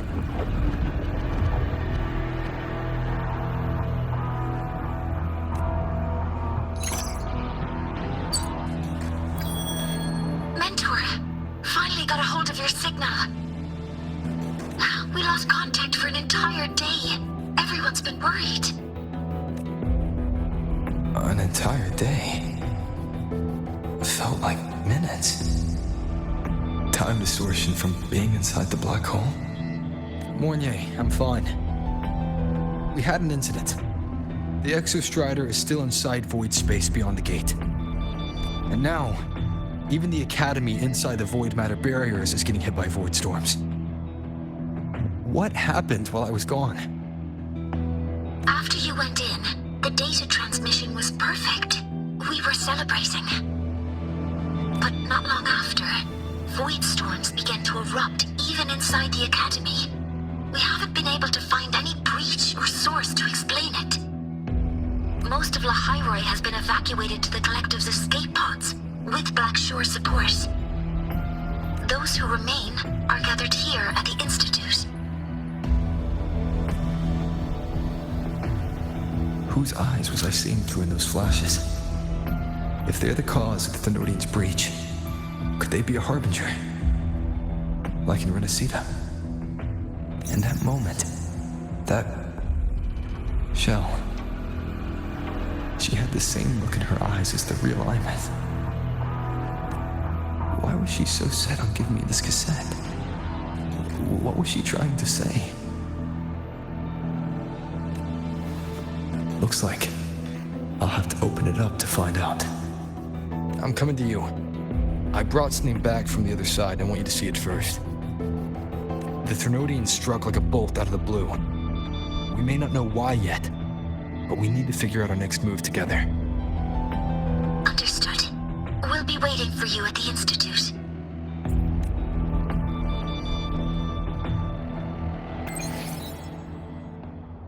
That's a lot of waves line messages. All from when I was beyond the Strider Gate. I really made them worry.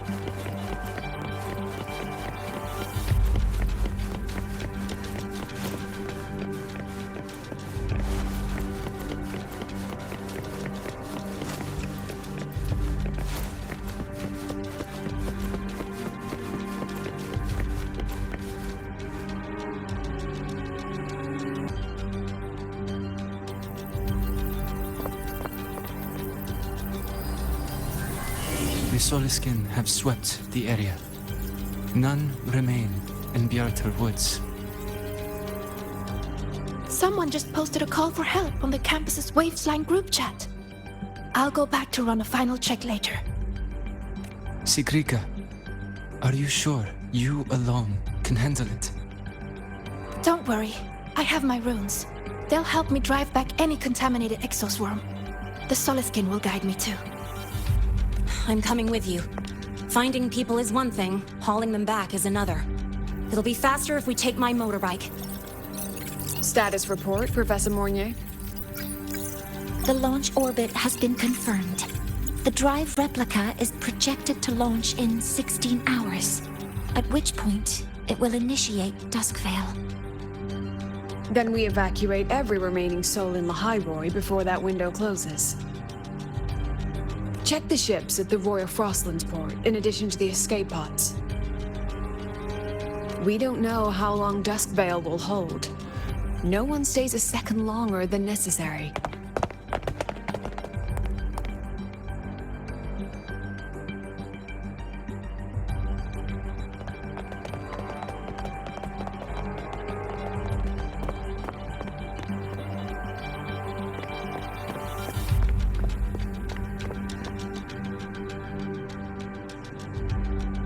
The Exostrider.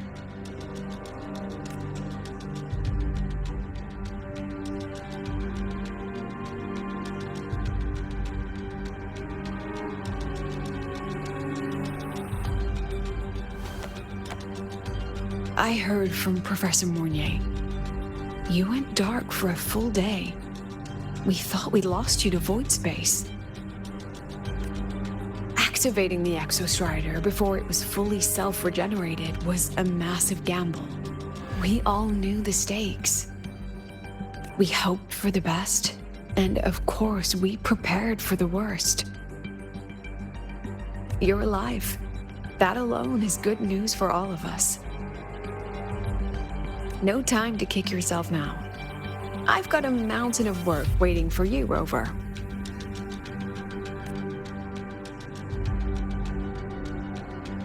Please, have a look at this, Mentor.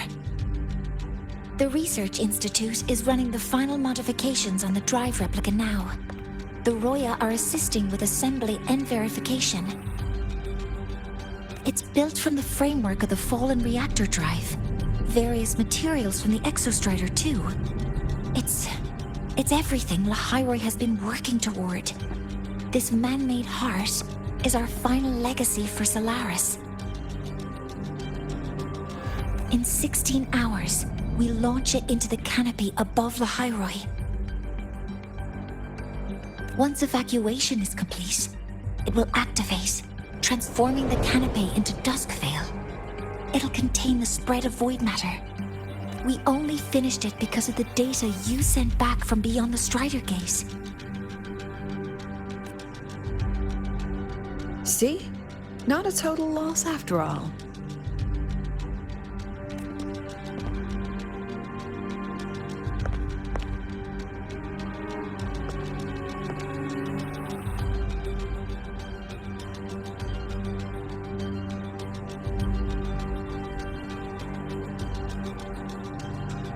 Thank you. All of you. About what I experienced beyond the gate. There's something I want to show you.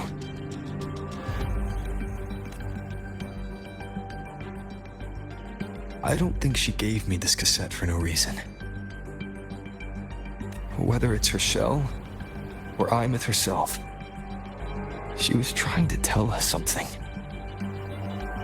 A cassette retrieved from within the Threnodian. Now that is intriguing. Professor Mornier, is the analyzer in the cassette depository still operational? We can head there now.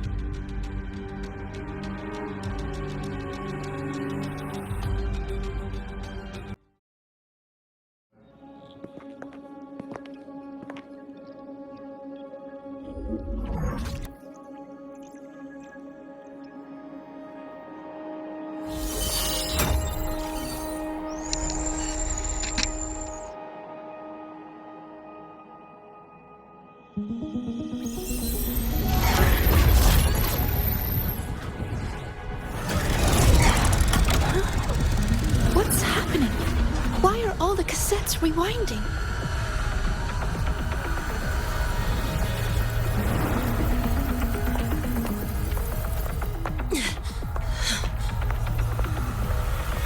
The whole server bank's going nuts. Every screen is flickering.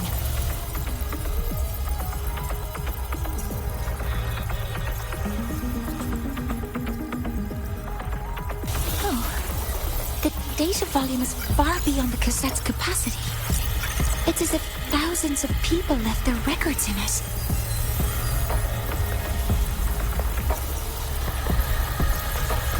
The storage system is destabilized.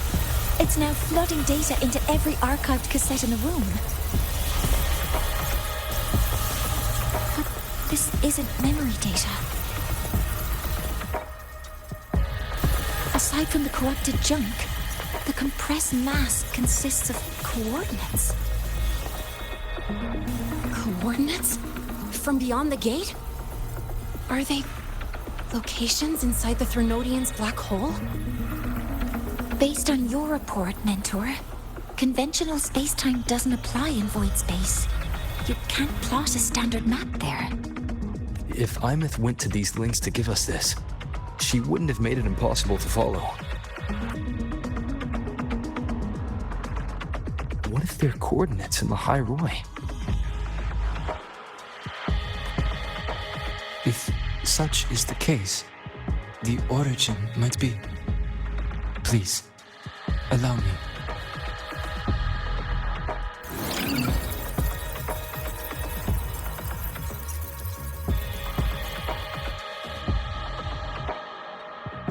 A uniform format these coordinates share.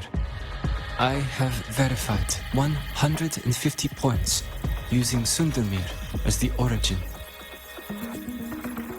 Each one aligns with a site of Royan runes etched upon stone, just as you beheld within Solisylon. Forged by the Exostrider, these patterns are. Void storms do not affect them. We have only glimpsed fragments of their meaning through the lens of Solisylon.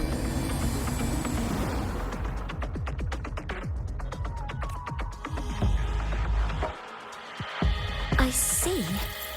Let me overlay these coordinates onto a Lahai-Roi map. It should make things clearer for us.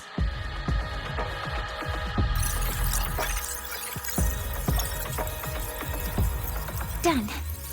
Using Sundermere as the origin, the distribution looks like this.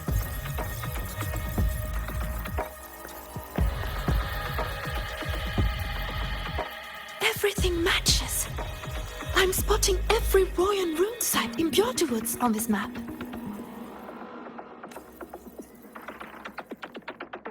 But what about the other coordinates? Wait, I know that spot. That's where the Void Storm hit at the start of all this.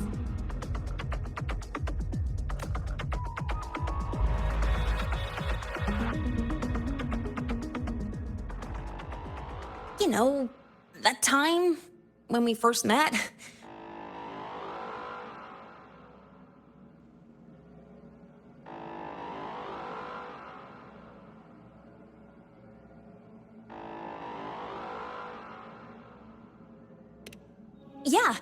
Yeah, that one.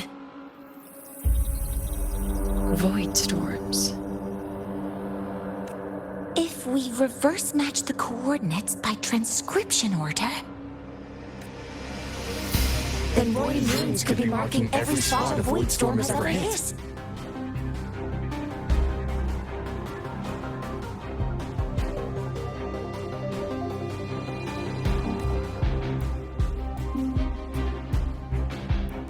So it is. We Roya have observed something similar, but never perceived it as a universal law. Well, the runes aren't exactly neon signs on the stone boulders saying, "Look here." There are too many locations. With the personnel we have left and the autonomous bots. Leave the manpower to me.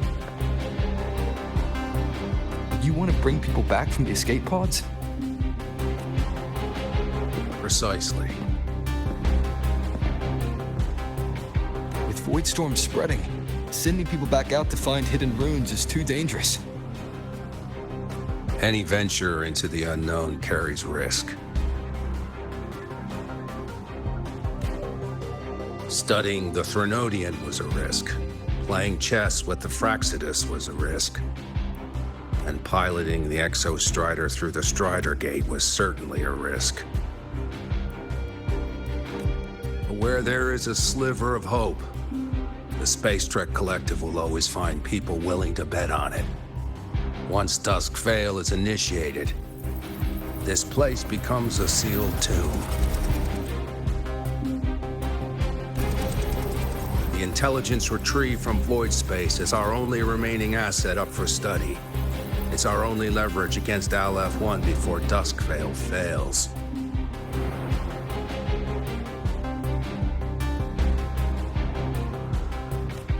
We have the capability, the responsibility, and the will to secure this void space data. Face the unknown and we may lose much. Flee from it, and we lose everything.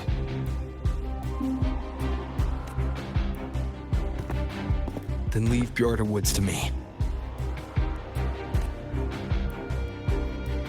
It's the most heavily contaminated area. If this is because of what happened to the Exostrider,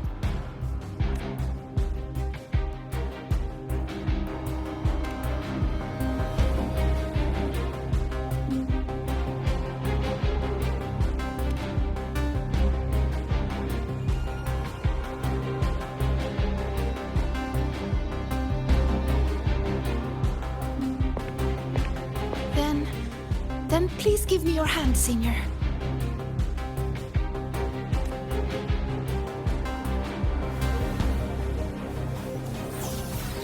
Use this. It will guide you to other Royan runes.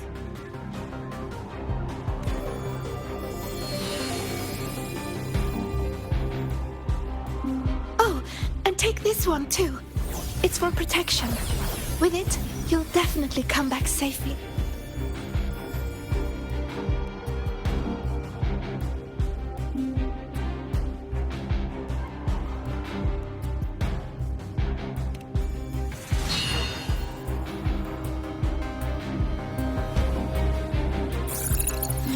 Clock starts now. Recover all Royan runes before Dusk Vale gets initiated.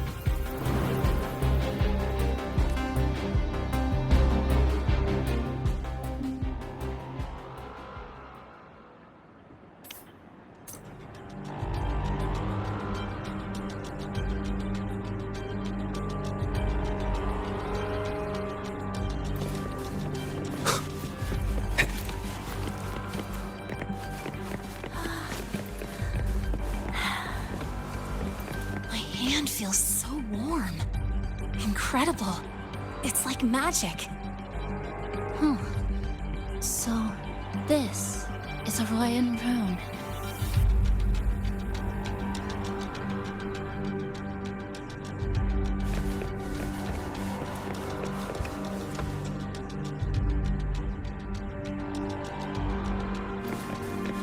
I'm splitting everyone into teams.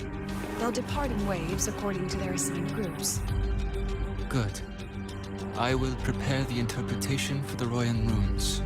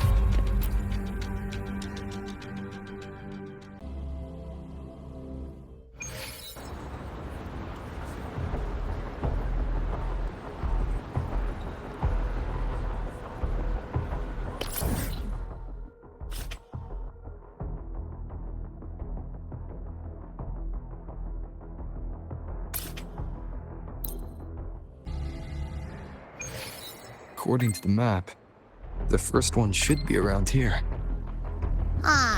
Didn't notice before, but, there are some shredded frequencies hanging around this spot. Abby, you're awake? Didn't seem like the right time for a chat before. But hey, you've got a real knack for rallying the troops, huh?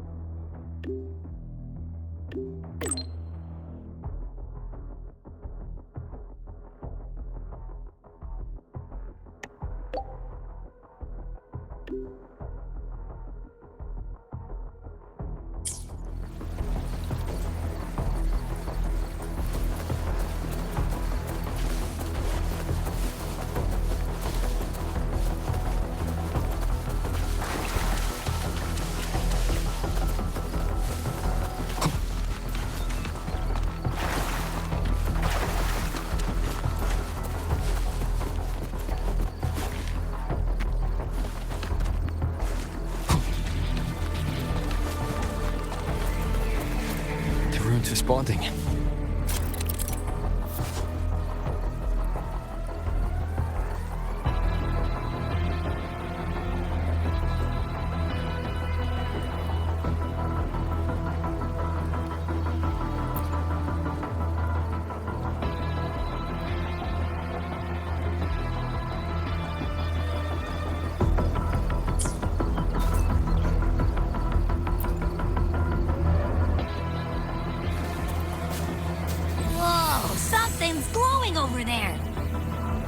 Those outer room fragments. Line them up just right, and they might connect with the runes and the boulders. Let's try.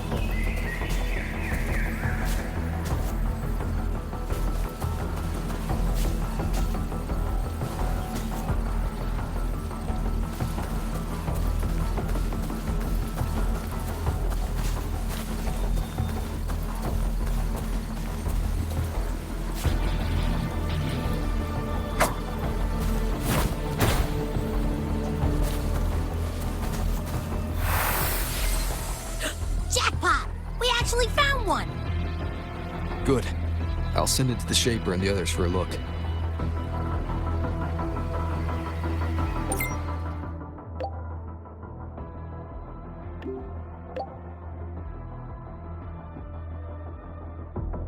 All right. On to the next rune.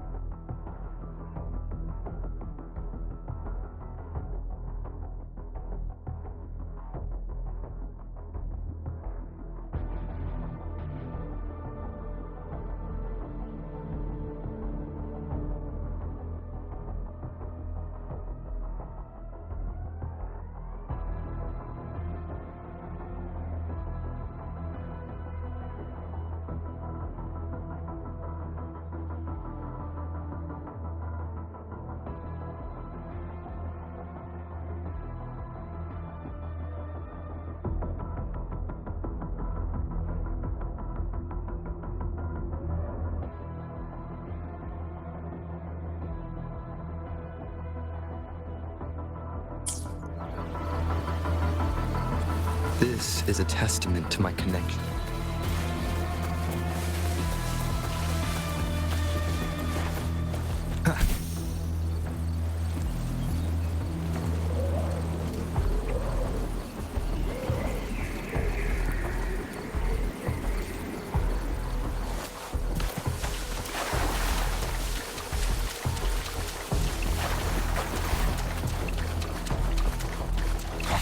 Same as before.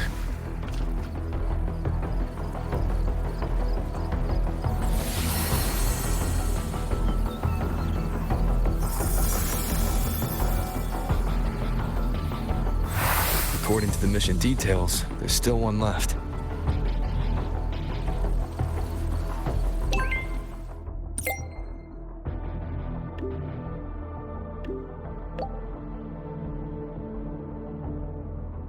We're blazing through these rooms. Yeah. Teamwork makes the dream work, huh? Right. I hope Segrika's having the same luck.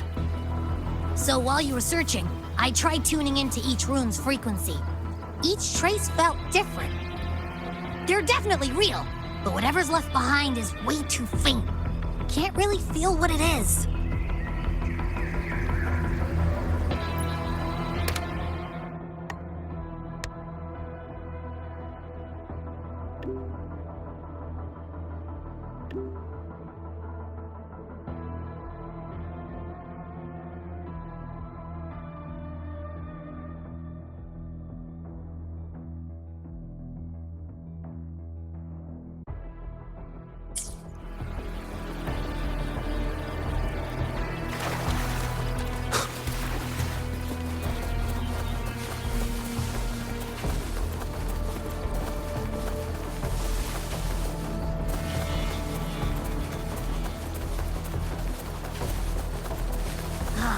This is the last one, right?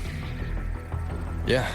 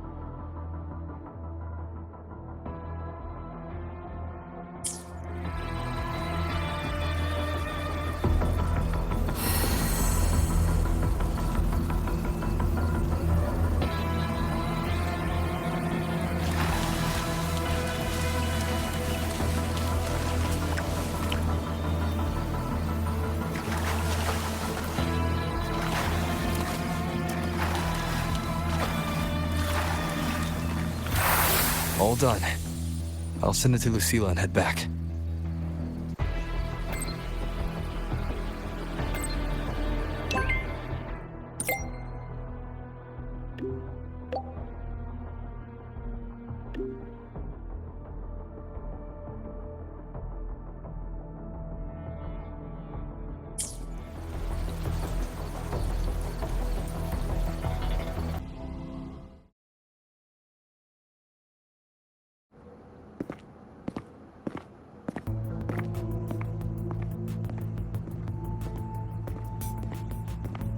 What's going on? Ah, Mentor, you're back. We've finished analyzing the runes, but their meaning still escapes us.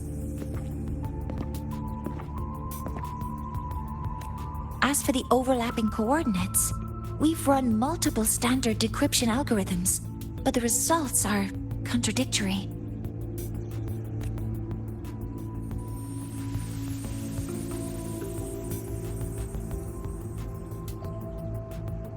I'm no rune expert. But we have one here, don't we? She resonates with them. Who? Wait. Me?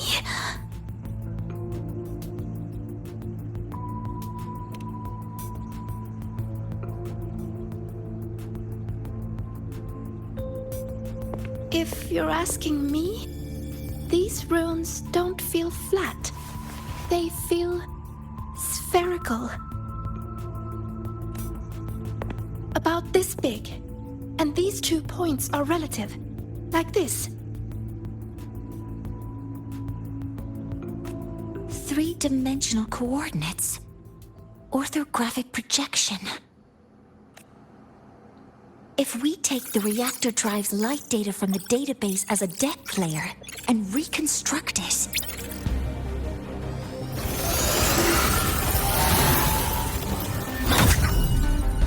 a map forms. The Royan ruins are conveying a spherical map.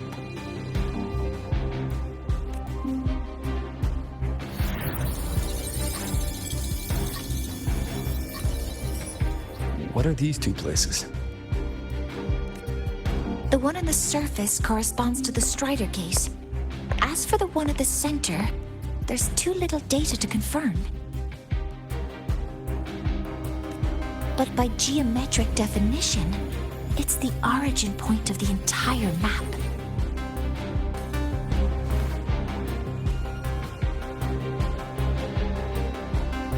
The Exostrider. That must be where it is in void space. It's the only thing that could survive there. The Lodestar Eye-Myth was trying to show me.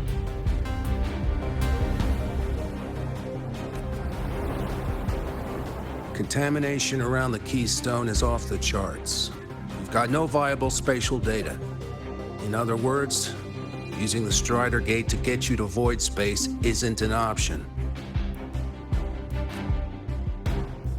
I remember Lucilla mentioning a sealed rift in the Dimor Plains. Yeah, right. Once Hiyuki from the Special Response Force breaks the seal, that could serve as a new entry point.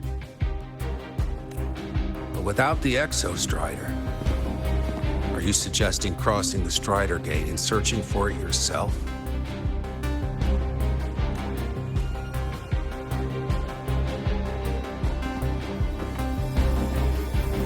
Now that we have a concrete map, I should be able to retrieve the Exostrider before my power of separation gives out.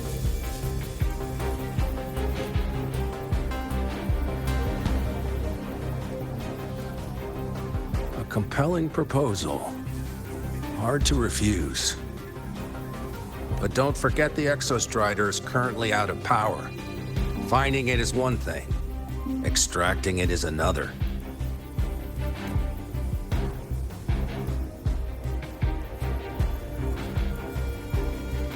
We set a hard deadline. If I can transmit the Exostrider's coordinates to you before Duskville initiates, then tell me you'll consider entrusting the drive replica to us. Consider, huh? So you're handing the choice to us?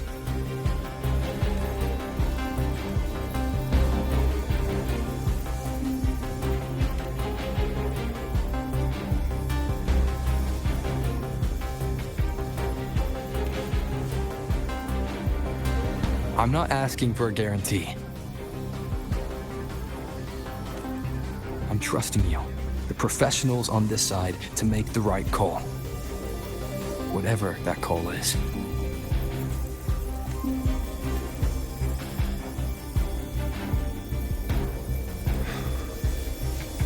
The Exostrider's value justifies the risk.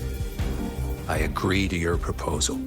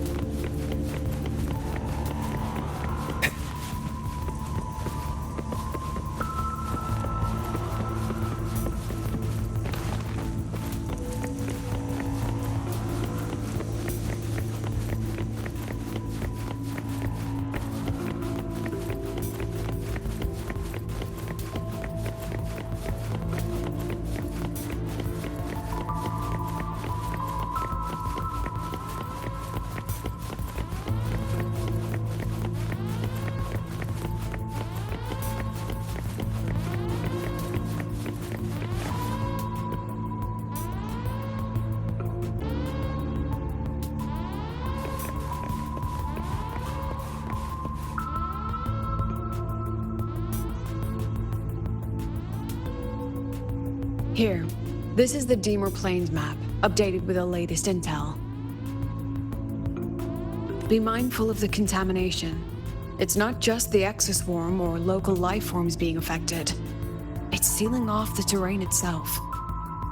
That said, where there's a will, there's a workaround. Hiyuki found one, though took her some time. That Miko. Yes, she's been investigating the Deemer Plains in secret. You'll meet her there. She also asked me to tell you that she's run into the Fraxidus there, including the missing girl, Denia. Let's just say honesty is in her nature. She just thought you might want to know. Perhaps her way of showing she has no hidden agenda. Noted. I'll be leaving then. Wait. Look me in the eyes. Relax. It's my forte. You've seen it before. I will temper this moment into a bullet of memory, carved with your name, your face, and all you have been. What carries you is not only your own strength. Save that for when you come back.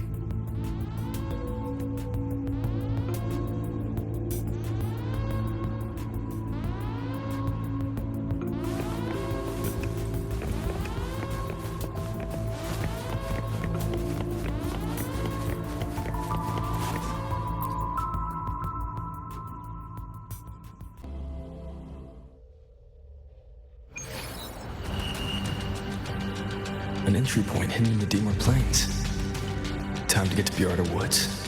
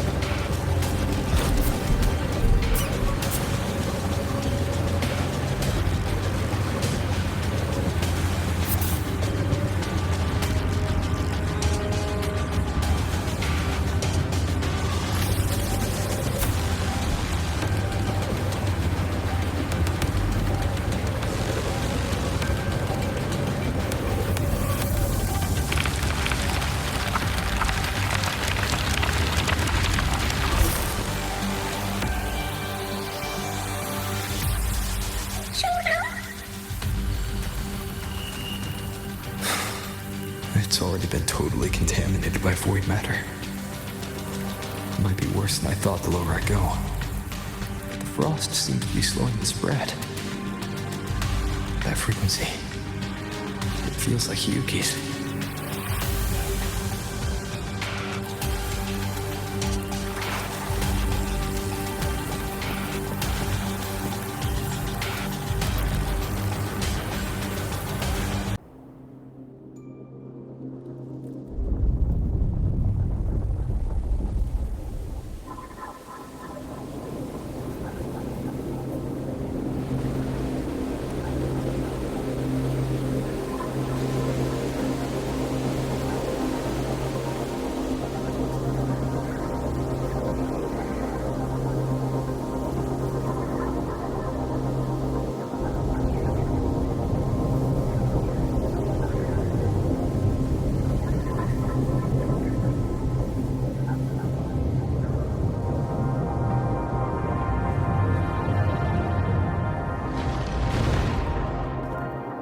The void matter contamination is bad. It's not looking good for the Solaskin.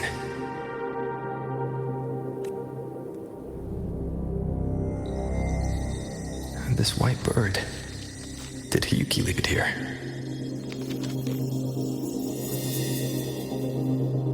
All right. Lead me to Hiyuki.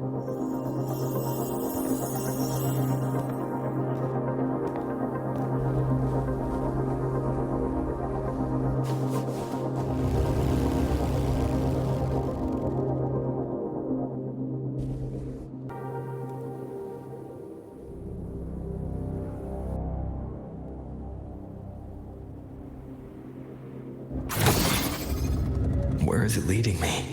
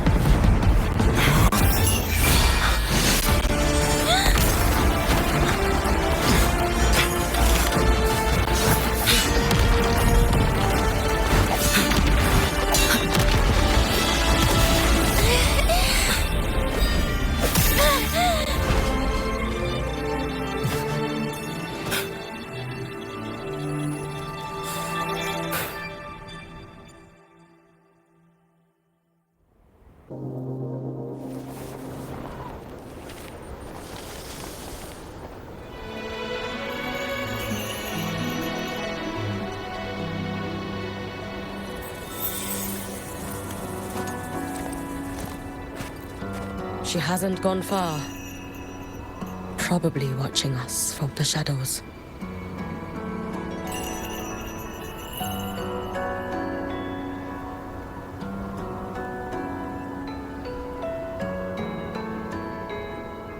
She seemed like her grip is slipping.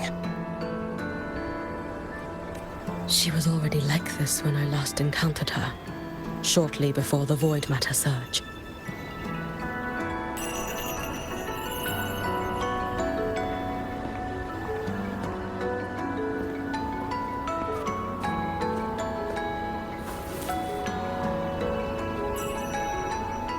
Hiyuki, when you fought Denia, did you see anything like a shadowy hand? Yes. Then Denia was behind the incident beyond the Strider Gate. Could she also be responsible for the Academy's void matter surge? Lucilla contacted me. She said you intend to return beyond Strider Gate. The roads here have been swallowed by void matter. There is no direct passage. Lucilla must have told you of the rift that appeared over a decade ago. Thinking back now, that was likely the Fraxidus' doing. Luke said the Grand Architect caused that rift. That was what led to Iman's death in the simulator cockpit. If they used a Thenodian frequency extracted from here to influence Denia, then the Space Trek Collective was already infiltrated from the beginning. The Thenodian surge now could be their attempt to force the girl to master that power.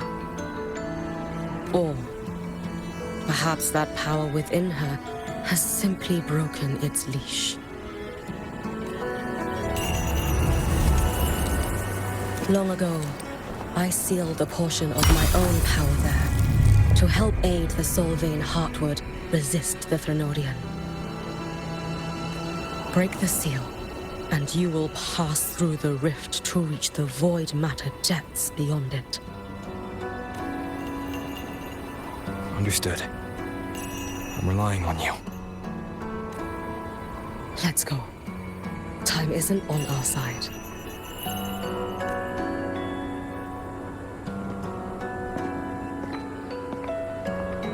Savior, who has always walked with victory. This time, have you come to save Lahai-Roi?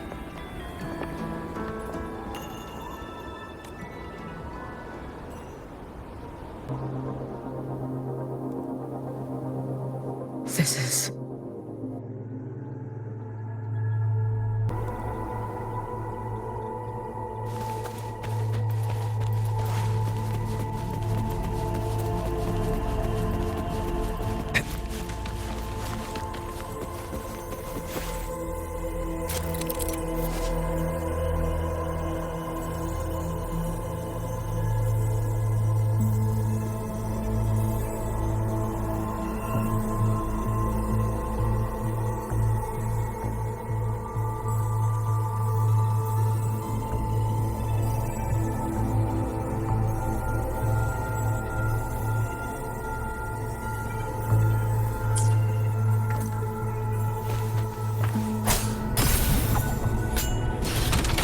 Is it trying to tell me something?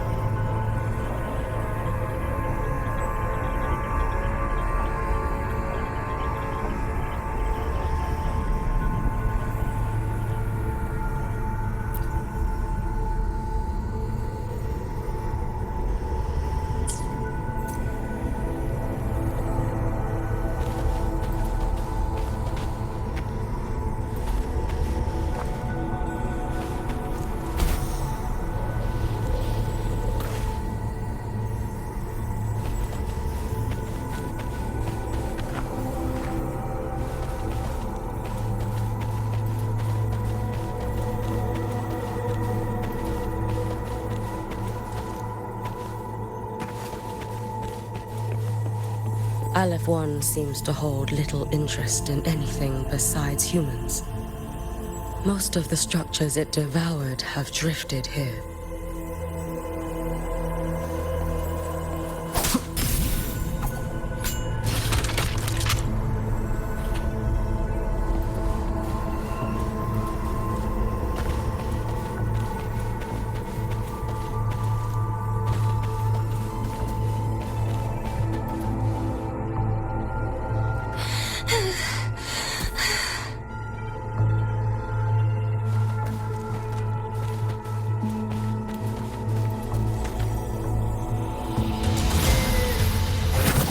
It's that girl. Be cautious. Denia! Can you hear me?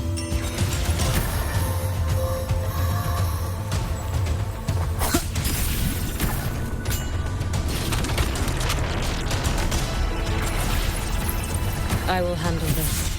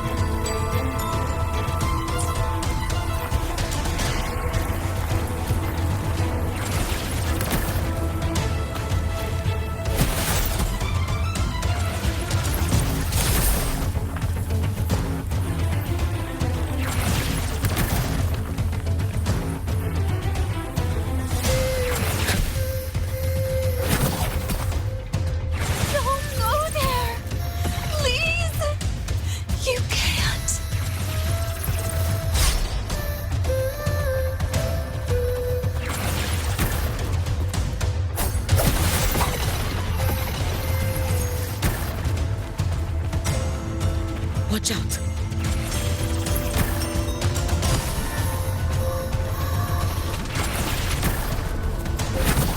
No! Don't! She's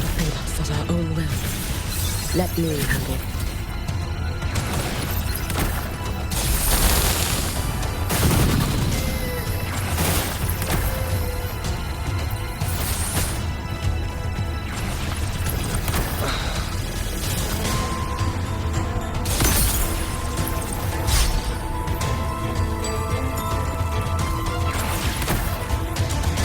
Guide me. It's fine.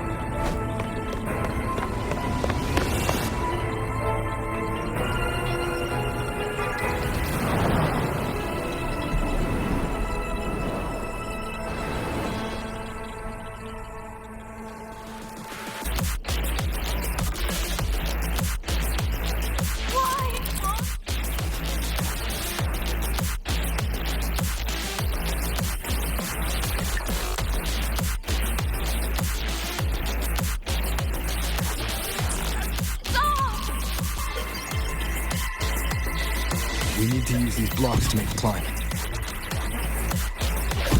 It will eat you.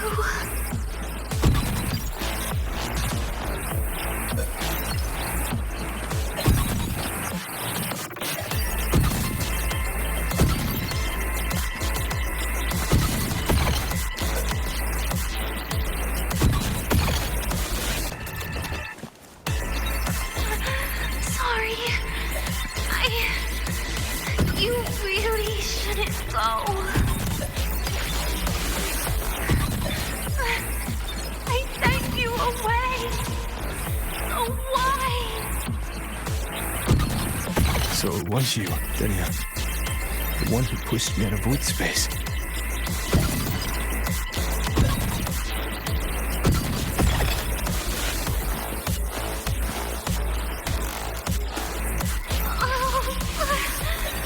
My head. It hurts.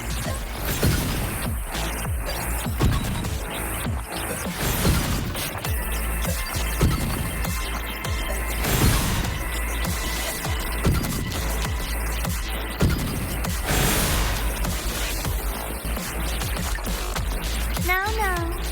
Playtime's over.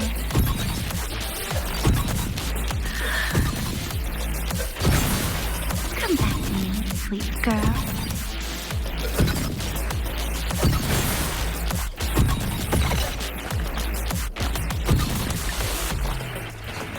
No! Please! Don't eat me!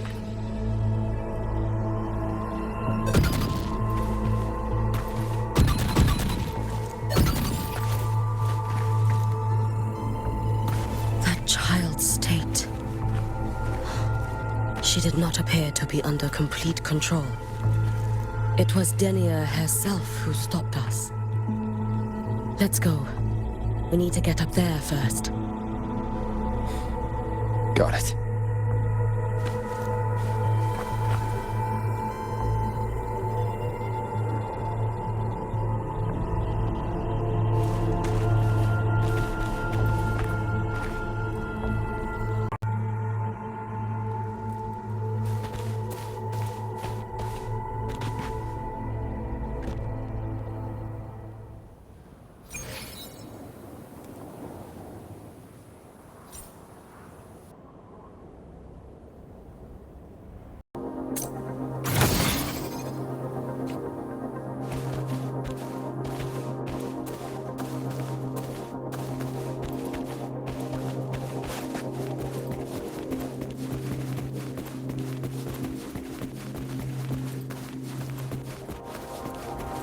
Have you been watching over Dinia here?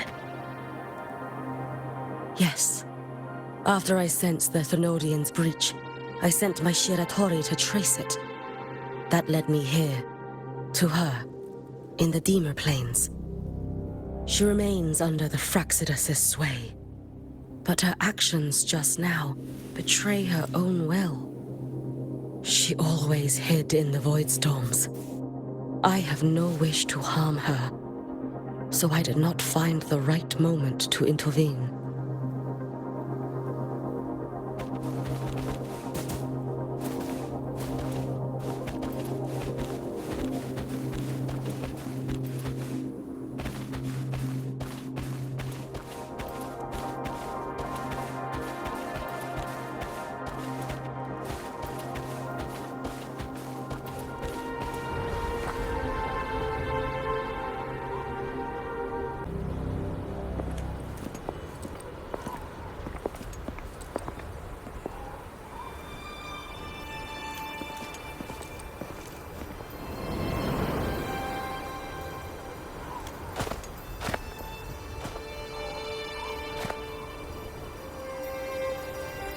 Wait here.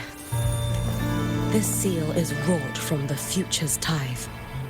To put it simply, I drew upon countless versions of my future self and anchored them here to suppress the void matter. To break the seal is to reclaim those futures. That task is mine alone. I understand. I'll leave it to you. There is one thing. With Aleph 1 active, I may not be able to restore this seal once it is broken. You choose the most perilous path at the most perilous time.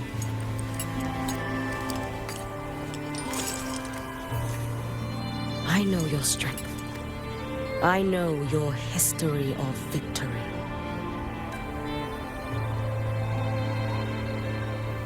To take such a risk? Is it because you remain confident you will not fail? That you cannot lose to the Thrunodians? No, I've failed before. I don't think anyone can win forever. If I'd never lost, maybe I'd still have my memories. I wouldn't need to start over. And Solaris would be free from the lament.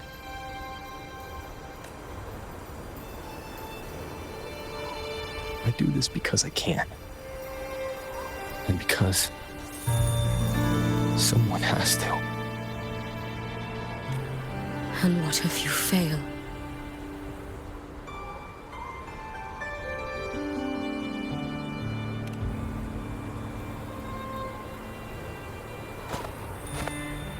I meant, what becomes of you?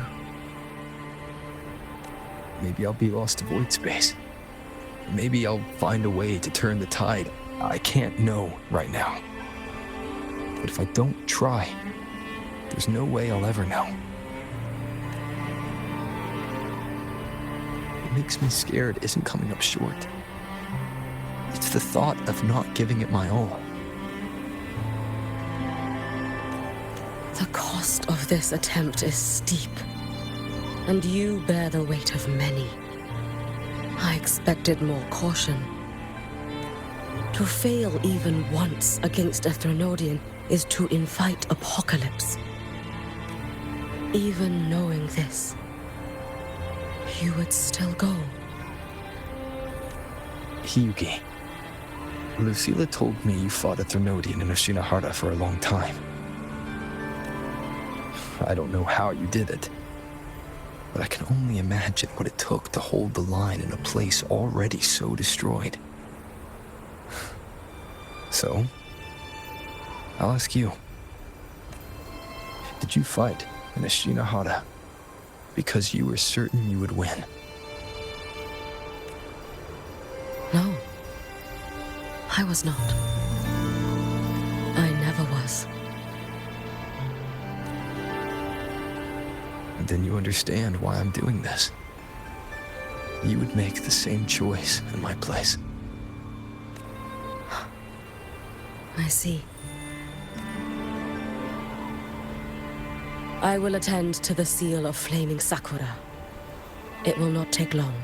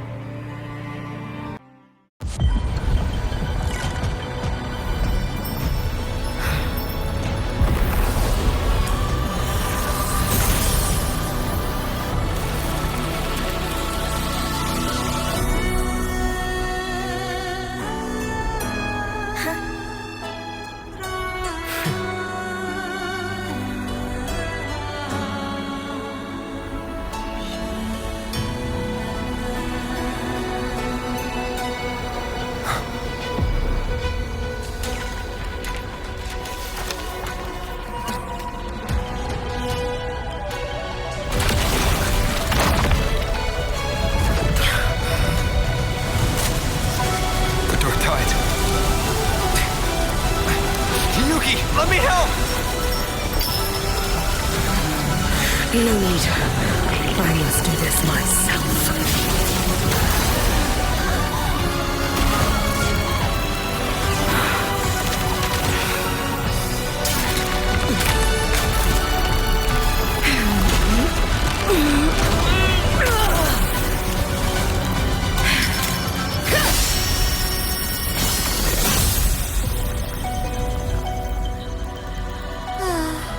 Why not choose the easier future?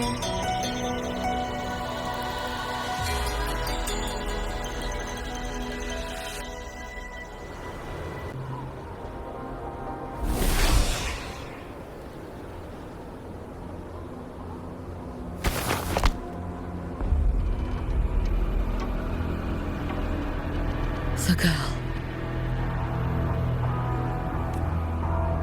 Oh, it's been a while, Miko of Flaming Sakura.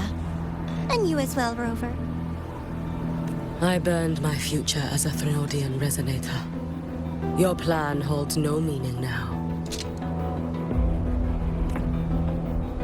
Every step in our dance has its purpose, Lady Miko. Our paths have crossed often, but in my design, this is our true introduction to each other. Because at last, I have a masterpiece, worthy of your attention. You infiltrated the collective for Dinia and Hiyuki. You wanted Leviathan's power, to merge them into one. Denia was always a Fractidus creation. She's honored to be used as intended. A creation? The Mia disappointment made me think. If I could just create a superior vessel, one refined by a Miko spirit, perhaps it might bear the full might of a Threnodian's power. As for the outcome, you would know better than I, Lady Miko. Wordplay won't change your failure. Leave, you tedious avatar.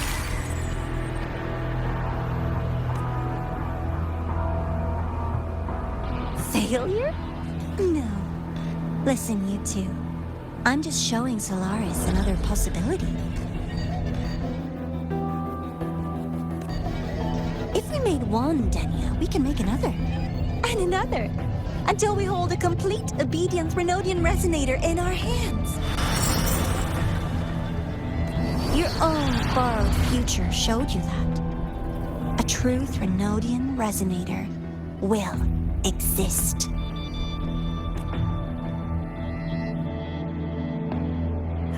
Help! Help me! All that desperate running on the wheel and you still came up short. I'll have to throw you away.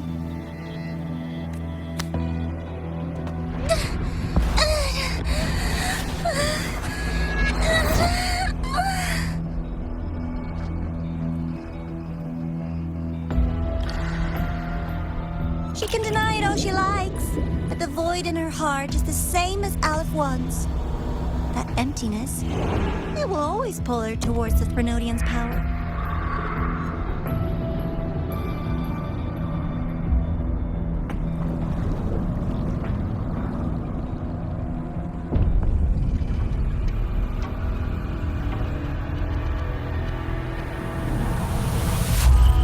Chase her if you must. You do so love playing the savior, Rover. As for this avatar, I'll spare you the trouble.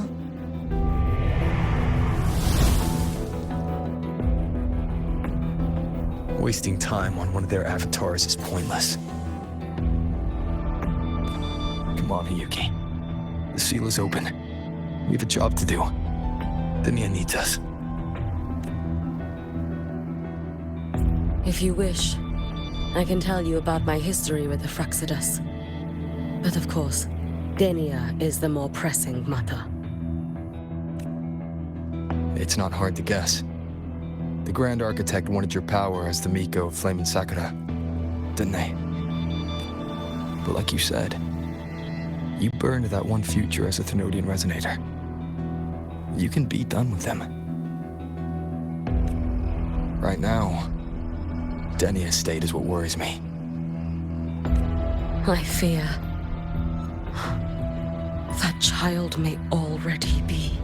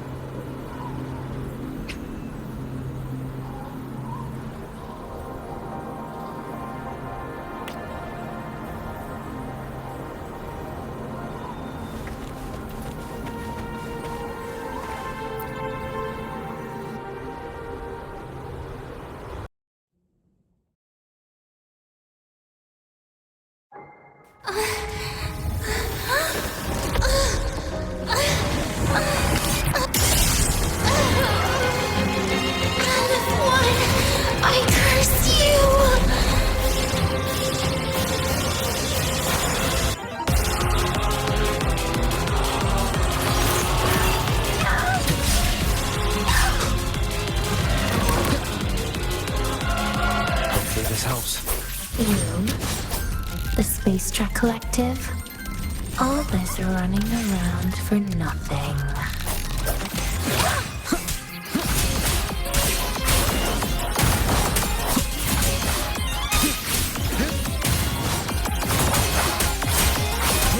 Hopefully this helps. Will-based judgment! You can trust me. Lend me your strength.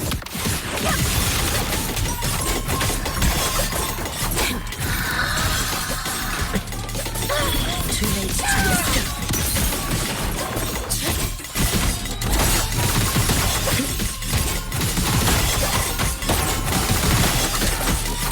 Lend me your strength.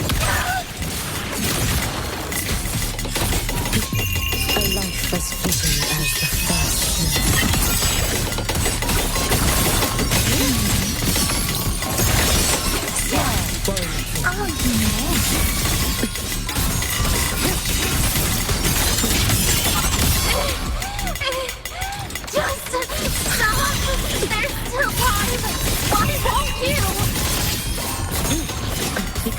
Refusing to turn back!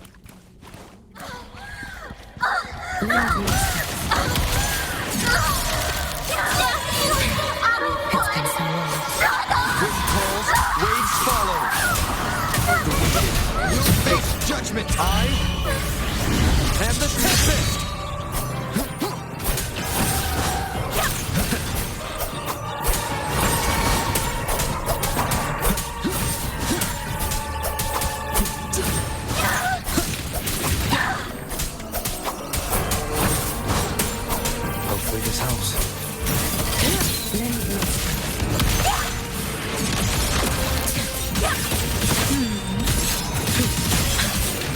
Worry not for me.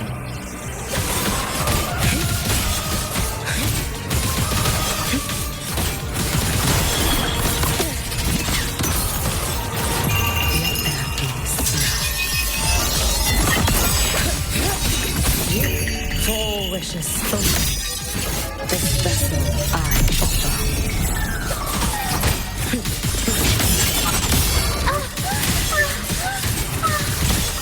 No chance. You should have run. Lend me too late to escape.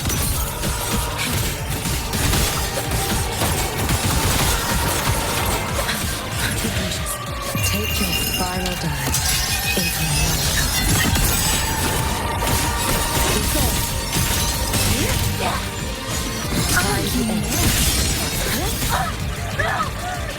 This is all pointless!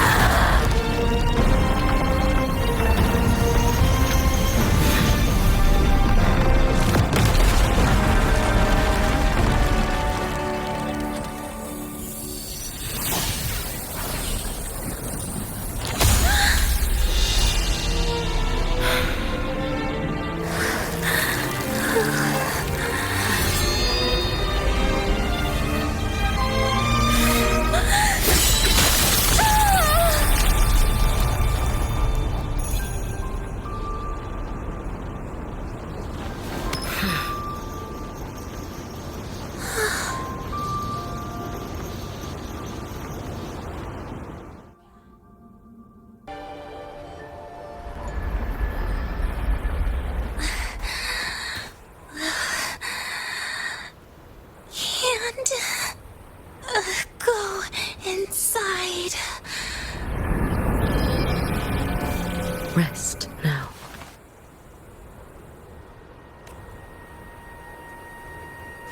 Do not worry.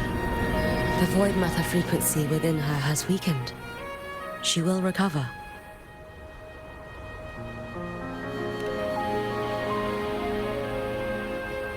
Forgive me, but I believe waiting for the void matter to spread would take too long. This will be faster. Allow me to handle this. There is not much time left in your deadline with Mr. Chase.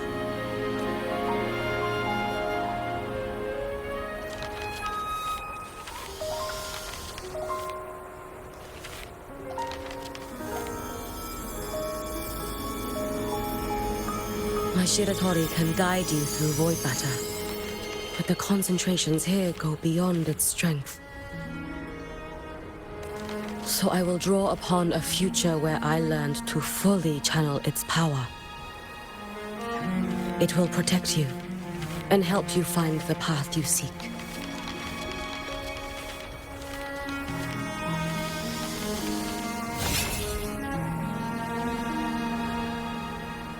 The rest is yours to face. Thank you, Yuki.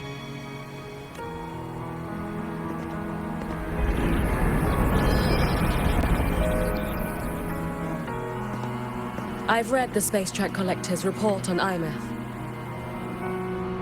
She wrote that her intention is saving the world.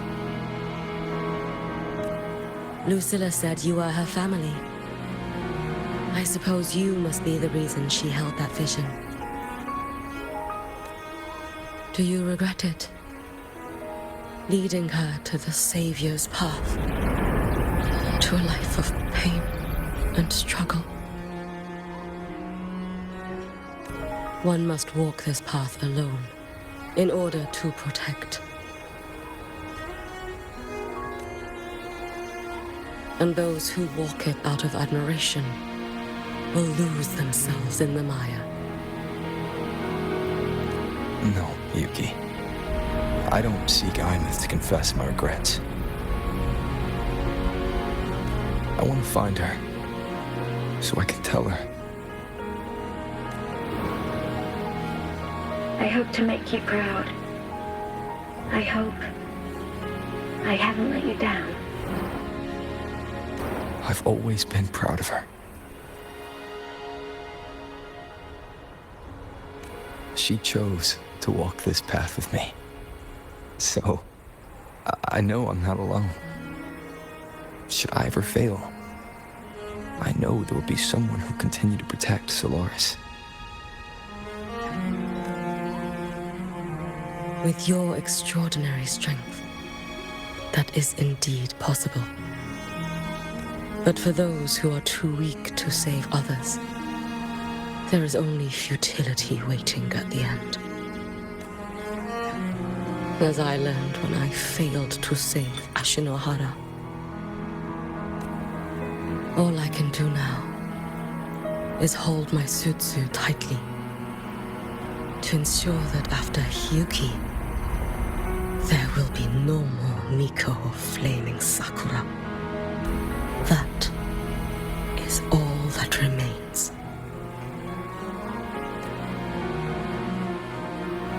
From Lahai-Roi to the distant lands of Jinzhou and Rinasida, people rise up to fight the Drenodians.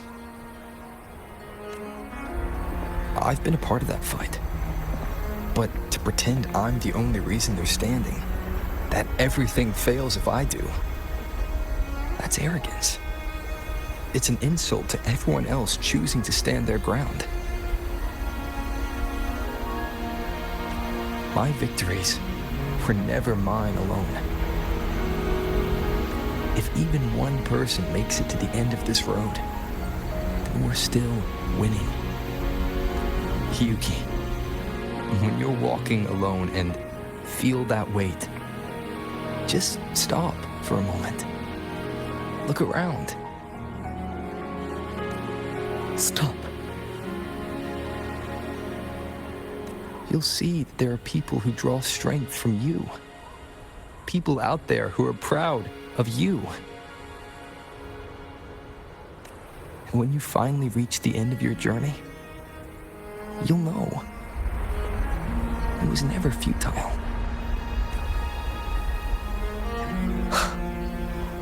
How enviably brilliant.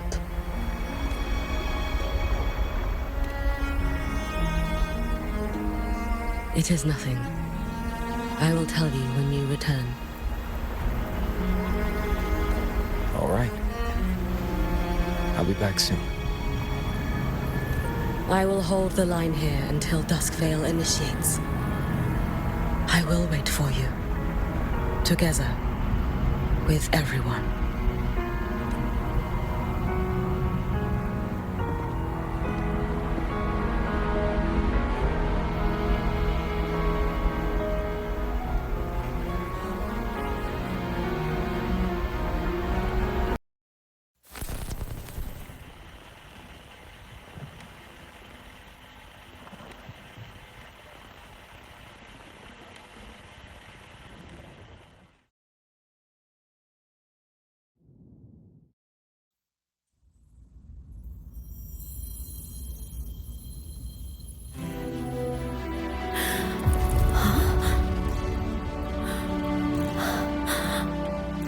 Exostrider?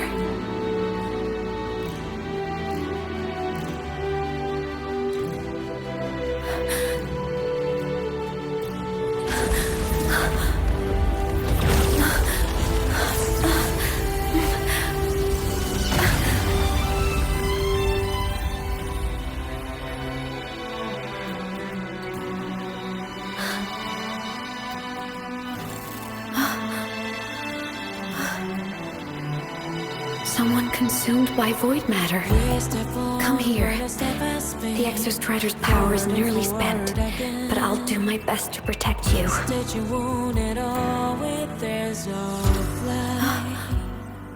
This frequency. No! Your existence is already nearly...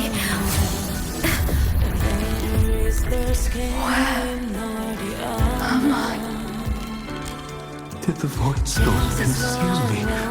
Oh my... Dad? Is this void space a higher dimension? Our existence is fading. Did you just say that time and space have no meaning? Who's speaking? I can't see you, but I can feel you. Sound doesn't travel here. Thoughts do.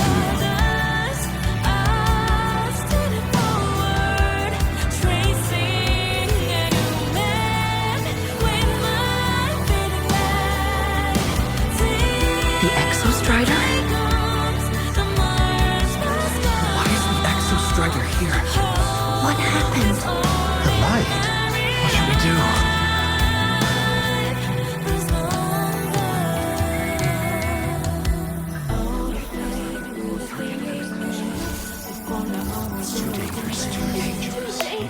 What are you doing? This is meaningless. That's enough.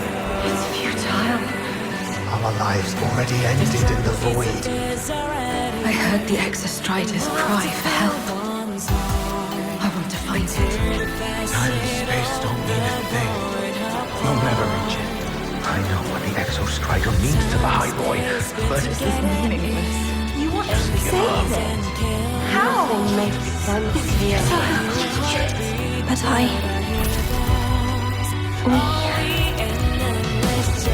we made it to the stars to reach for the unknown, didn't we?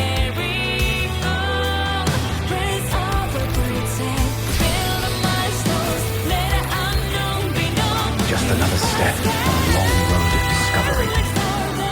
You. This is where we came from. A space-time coordinate of the Exostrider is the origin?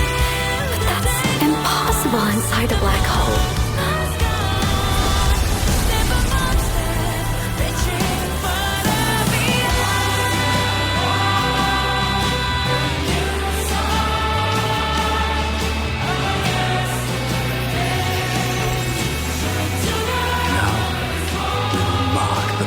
With the future.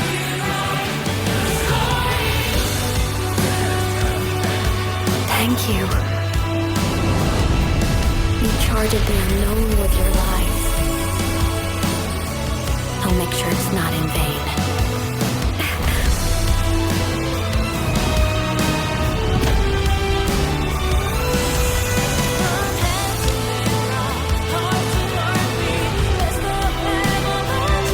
The light of the origin point.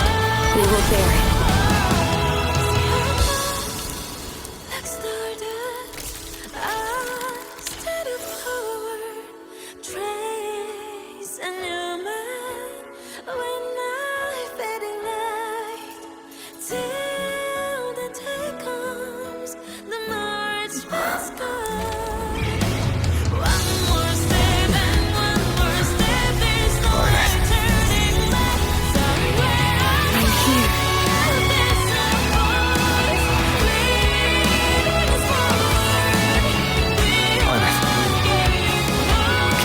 Drive replica here.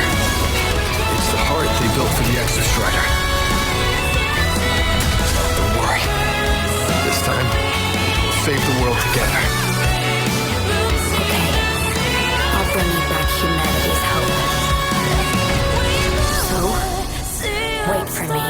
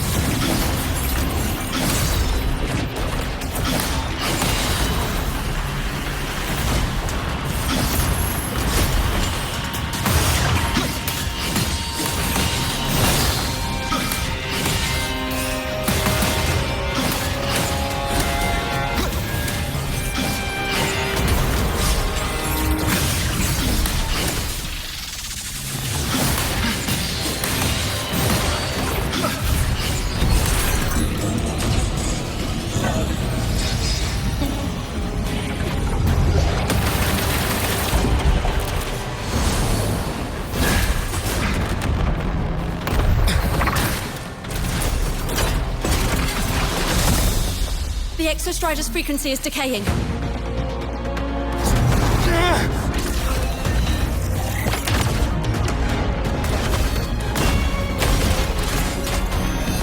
Its reading is about to flatline. Status on the drive replica. Almost ready. We just need the calibration data now.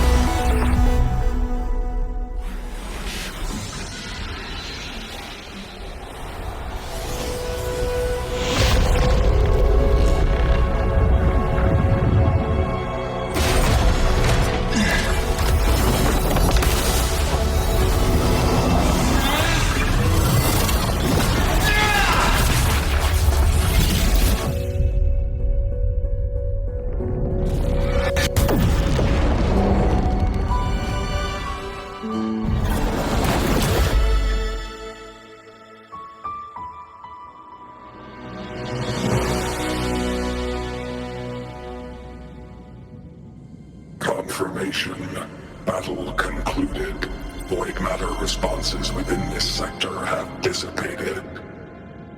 But Threnodian LF-1 wasn't destroyed.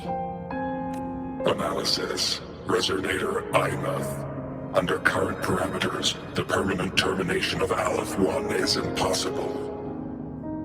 Therefore, I exercised autonomous judgment and exiled it to the furthest reaches of this universe. Request. Arbiter, permission to remain. Before your final judgment, allow me to submit a log of my experience in Lahai-Roi. Log retrieval. On multiple return transits, I was detected by Aleph-1. It pursued me, its objective to enter Solaris through the Strider Gate. It attacked. I fell. But Resonator Imath answered me with her power, and I was able to banish a part of Aleph-1. I should have initiated a full system seal to await repairs, but I saw countless pairs of terrified eyes. Discovery. The Roya in the Frostland stood helpless before the Threnodians' void matter calamity. I saw panic and dread. Following the protocols shared with the Sentinels, I extracted my reactor drive and encased it deep within the ice. Then I powered down to slumber. Exception. A momentary reactivation occurred. Resonator Imath resonated with me a second time. She required my power to mend the Strider Gate rift. I complied. That was when I became a digital ghost. But was that the second time we resonated? Or the first? Initial assessment. Upon reactivation, standard procedure was to request your retreat. Direct engagement with Aleph-1 was a tactical irrationality. But the human heart granted me a voice. The will of this civilization gave me the strength to stand with you. Component analysis. This drive replica forged by humans is crude and fragile compared to my original drive. I can feel each one of its pulse cycles, violent, eroding itself with every beat. The shrill, grating friction of wear. This is the first time I have ever heard myself. A heartbeat bestowed upon me by them. With this heart installed, I have acquired capabilities previously undocumented outside the Sentinel Mech series.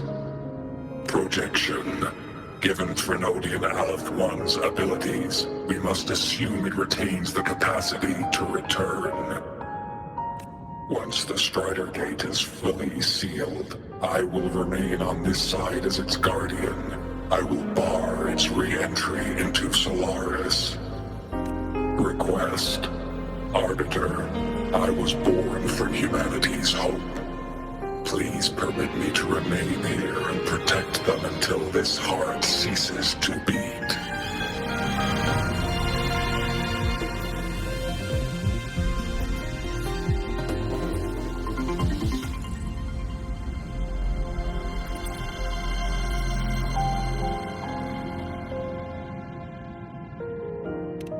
Query. Resonator Imath, are you willing to accept a portion of my power?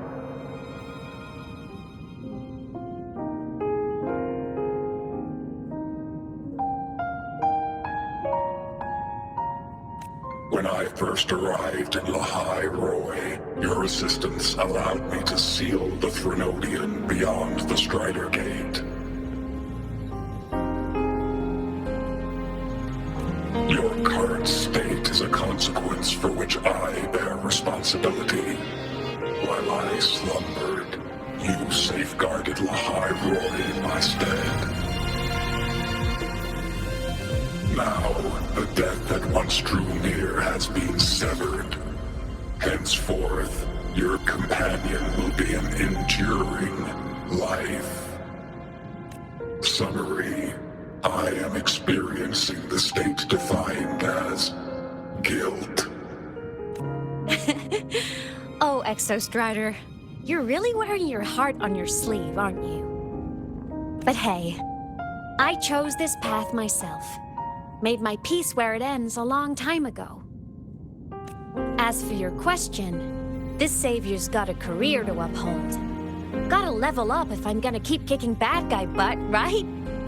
So your power? Hell yeah, I'll take it. Authorization. Resonator IMATH's agreement confirmed. Synchronization limit removed. Commencing resonance. Suggestion. Don't you dare feel guilty. Thank you for living up to my hopes. So, let's make our goodbye a happy one, okay? Detection. Arbiter, you have brought your cassette. Proposal. Please allow me to take it. I wish to burn a frequency onto the tape for you to return to Lahai-Roi. Briefing. While traversing the stars at high velocity, my trajectory once intersected with a slow-moving probe. Its hull was marked with Solaris script. Its launch date is estimated to have occurred a long time ago. I intercepted and recorded the signal it has been continuously transmitting to Solaris. Its name is the Far Watcher. Objective. I wish to offer this recording as a gift to the people of Lahai-Roi. Status. Strider Gate closure imminent. Preparing to return the Arbiter and Resonator to Lahai-Roi. Query. One last thing, Arbiter. Will you permit me to alter my designation to bear the name Lahai-Roi? Designation change complete. Thank you, Arbiter. Valediction. Farewell, Arbiter. Please deliver my temporary goodbye to the people who forged this heart. Prediction. We will meet again in the boundless sea of stars.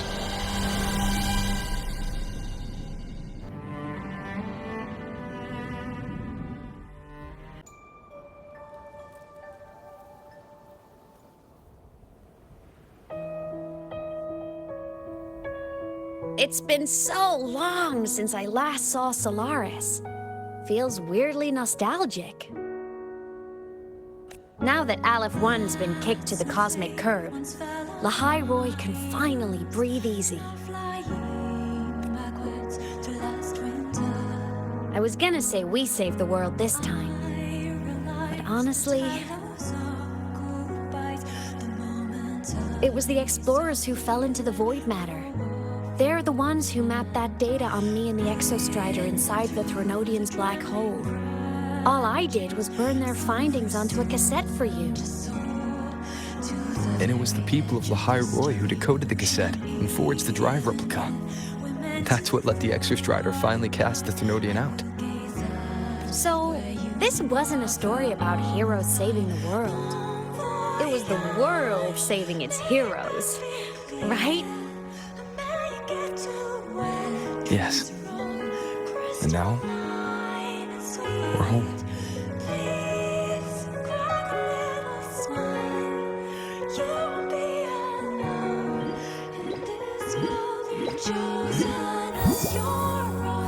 Don't worry, I'm well aware that all snowflakes melt in the end. You're back. Which is sign of warmth and hope of spring. Yeah. So I'll dance. I'm back now. I flamboyantly into that good night.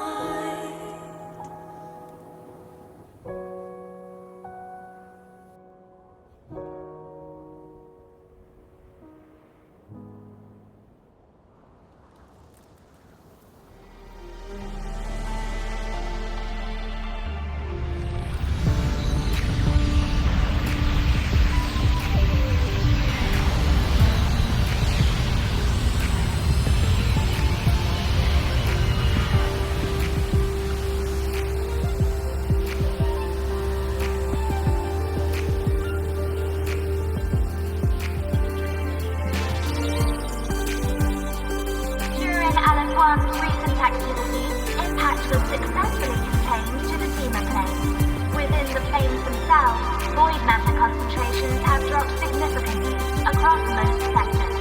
Monitoring data from the space track collected confirms that Threnodian markers within the region of Lahai-Roi have now fallen to near zero levels.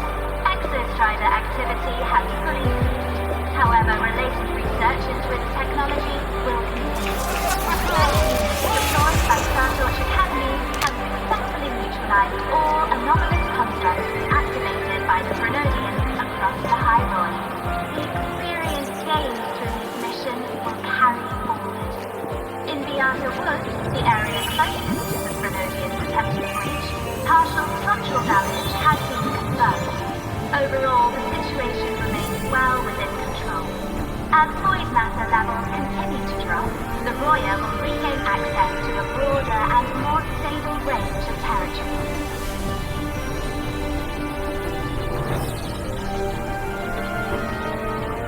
Once shrouded in void matter, the Lahai-Roi now stands restored.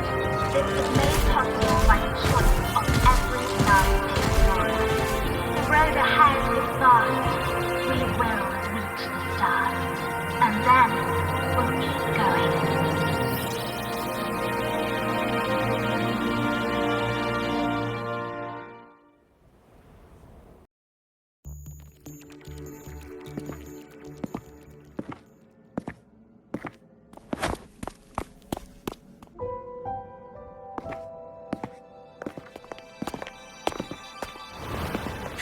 You made it!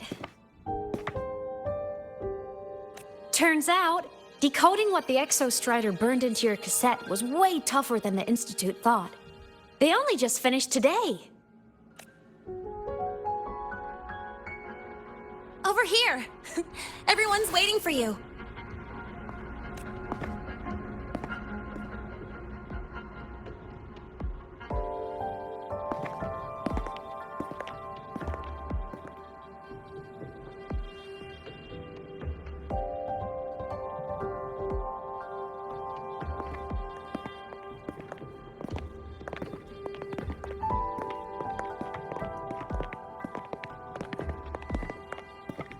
What could it possibly be? Oh, I can't wait to find out.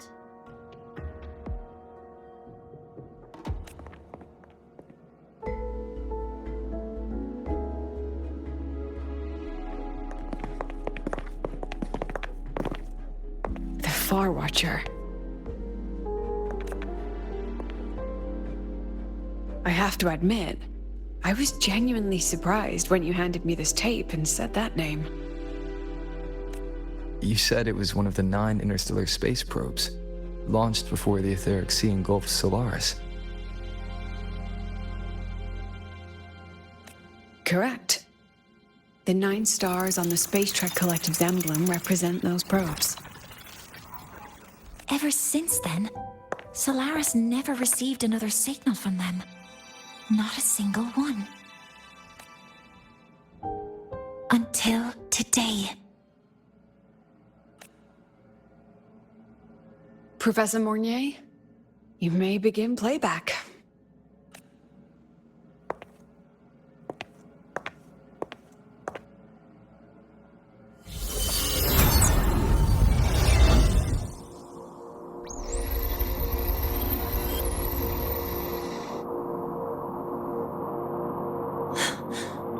This sounds like white noise.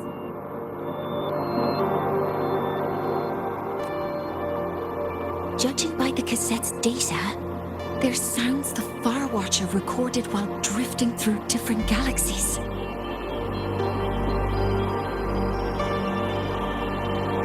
Sounds that have been lost to us for centuries. Silenced by the etheric sea. So that's why the Exostrider wanted to give these recordings to the explorers of Lahai-Roi today. Because this is a gift from light years away, sent by the explorers of Lahai-Roi's past.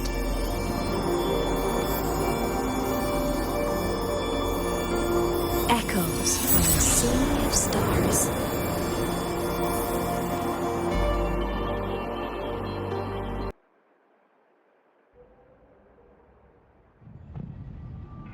The Space Trek Collective has taken in that Denia girl, just as you wished, Grand Architect. Good. Just let them care for the little doll for now. Such an extraordinary performance. I'm sure I can find another role for her later. All retrieved data has been processed, awaiting review at your leisure. May I ask what you plan to do next? Plans are progressing everywhere, it seems. I've dallied in Lahai-Roi long enough. Time to stretch my legs. Cristoforo, be a dear and run a message to Eris and the new Federation for me. Understood. Though I suspect the Vice Architect will begrudge once more your sending me to disturb their precious quiet. Oh, and will you require me to draft a prologue for your characters? No need. I'll pay for Lova a visit myself first. That will be all for now. This body tires so easily. Remember to give her a silent ending.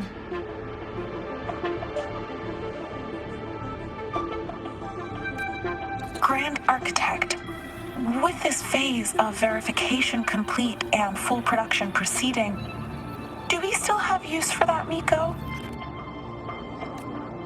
That won't be necessary. Her future as a Threnodian resonator has been taken. She no longer requires our attention.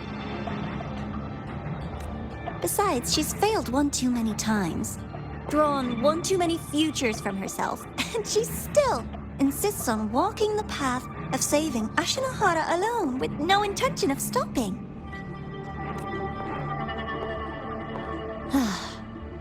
Every step she takes only deepens that obsession. After countless cycles of failure, she too will be reduced to ashes by her own vow, just like her sister. That reminds me. Zashiki Warashi has brought us some rather interesting news.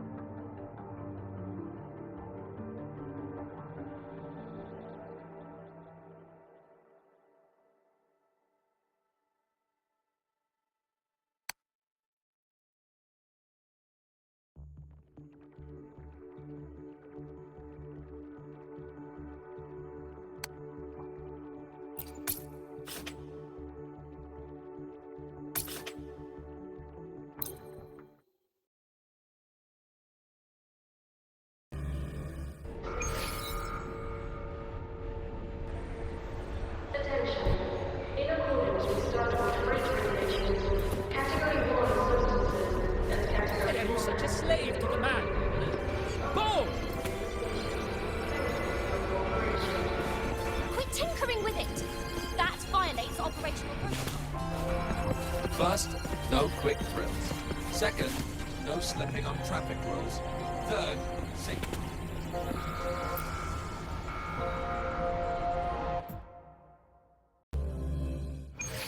Hyokuro must be just ahead. This was Honami's last rite of purging.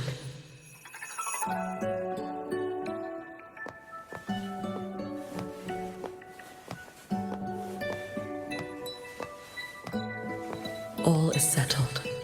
Only one final thing remains. I have truly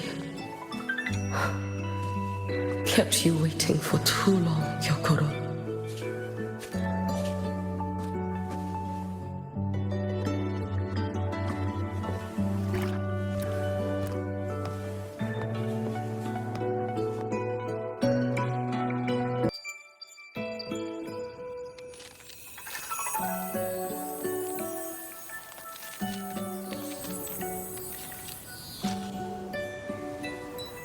Finally came to see me. Yes, I have come. Made up your mind? I have. Ready to kill me then?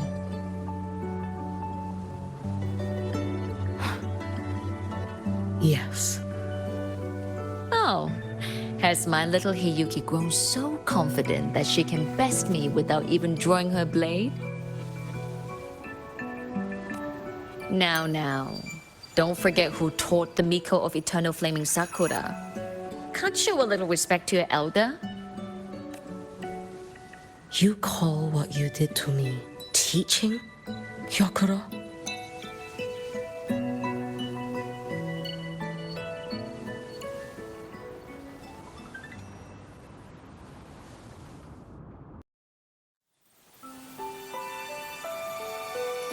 Come then. Miko of Eternal Flaming Sakura.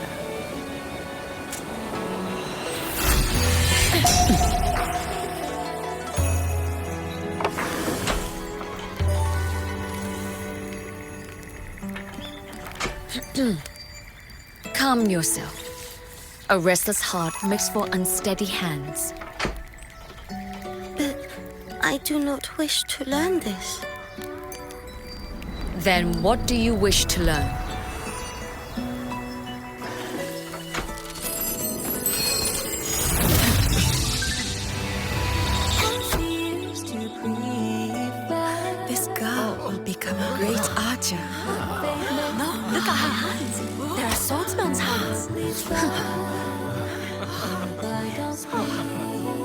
Not in this life. Her hands aren't ones to hold a blade. Isn't that right? Well now, you have refined your technique.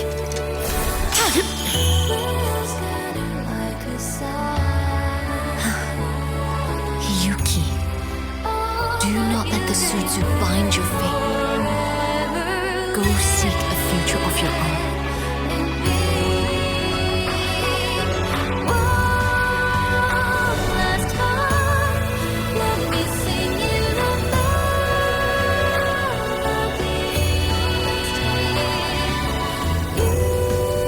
Focus, Hiyuki.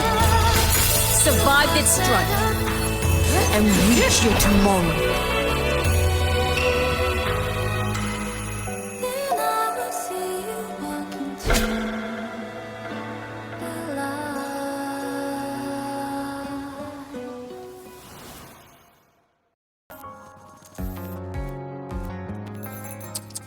You have mastered many skills from others, but have yet to master the blade work of your own flaming Sakura clan. The last Miko withheld too much. She refused to teach me a single technique. Do you resent her?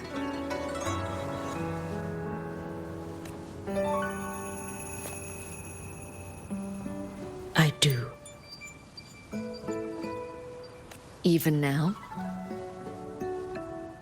Every moment.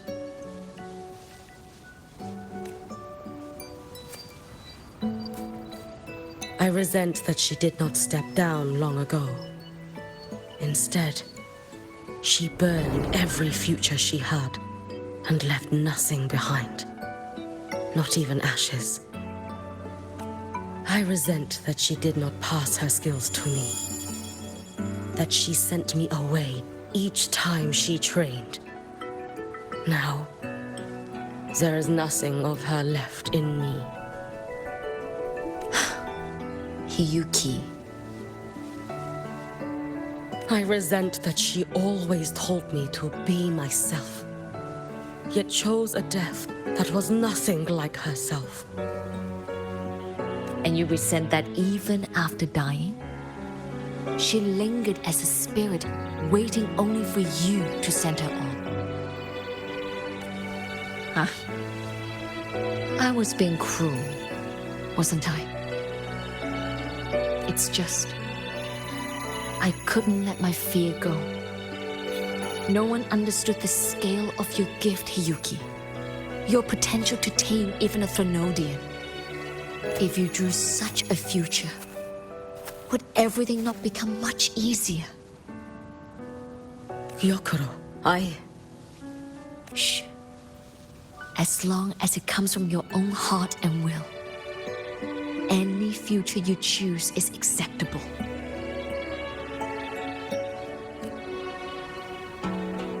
But if our little Hiyuki truly became a Threnodian resonator, well, I'd have no choice but to follow family law and send us both on our way.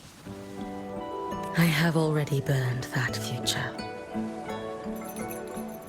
I accepted the Sutsu of my own will. I chose to become the Miko of Flaming Sakura. I know why you refused to teach me your swordsmanship. You never wanted there to be another Miko after you.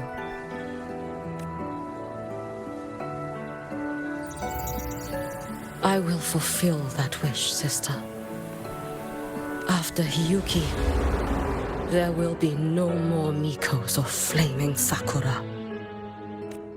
The Miko of Eternal Flaming Sakura. That is a heavy title to bear. It is. The future ahead is long. Very, very long. I know. Through the Sutsu, we draw strength from countless possible futures. But each time you do, you see yourself draw closer to Miko's destined end. A future burned to cinders, leaving nothing behind. Yes. And before that destined end arrives, I will find a way to drive back the Threnodian, so that Gyokuro may simply be Gyokuro, so that Hiyuki may simply be Hiyuki, so that Ashinohara will no longer need a Miko of flaming Sakura. You have grown up, a little Hiyuki.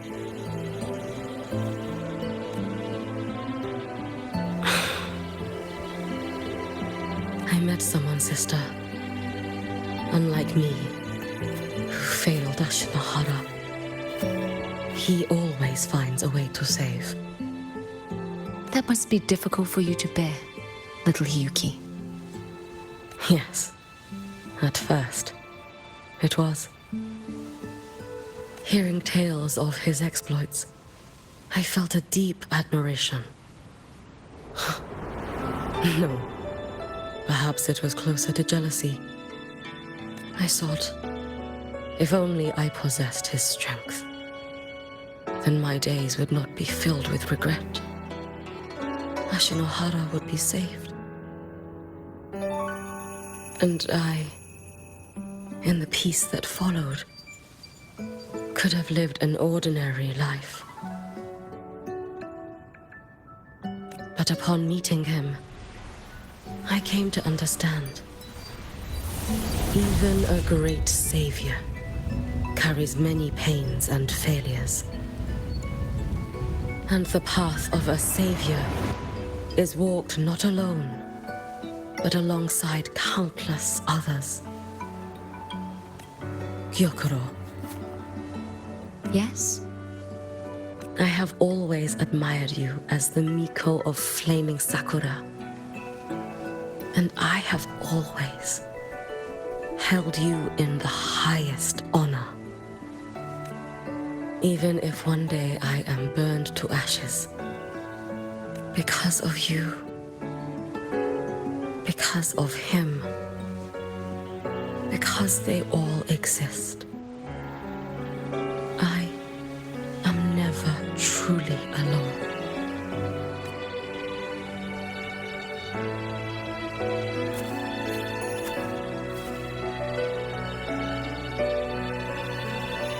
I take great pride in you too.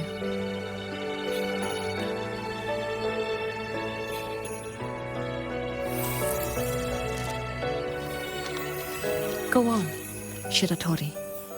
Fly to where your heart desires.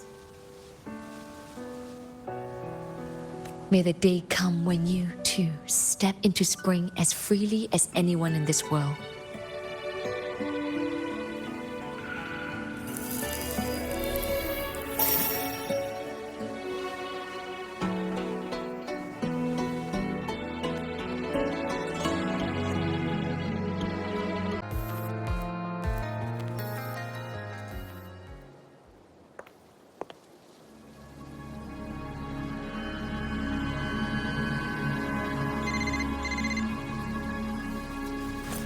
Greetings, Miko of Flaming Sakura. You. Oh, relax. I'm not here to recruit you. I just heard a piece of news and thought you might want to know. Not long ago, that island floating over the sea, your hometown, it vanished. All in a single day. Congratulations on your wish coming true, Lady Miko.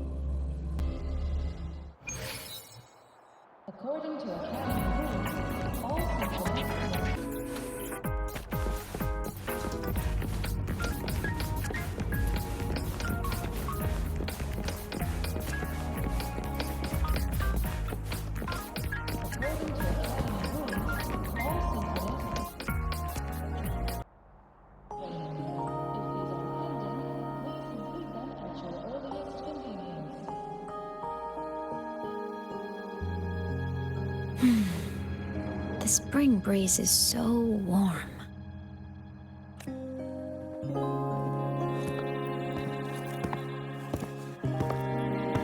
So, how have you been feeling these last few days?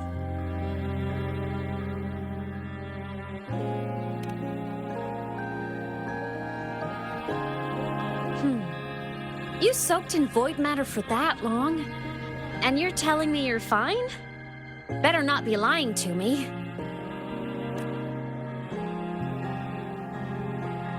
Just thinking about what you risked. Hey, don't you ever do something like that again, okay? I could say the same to you, Imeth. You think what you did before was any less risky? Never coming back isn't exactly my idea of a happy ending.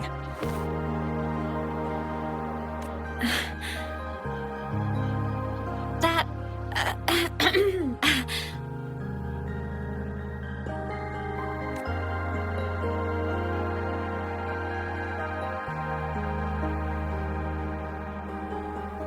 Okay.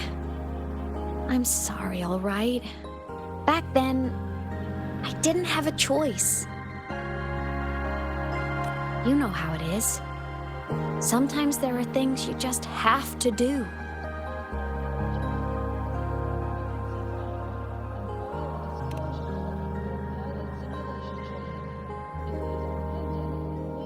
I won't do it again. Promise. Cross my heart. Besides, look at us now. We're both okay. And Lahai-Roi's safe. That's a pretty happy ending, right? The savior and the world. Saving each other at last. A tale for the ages.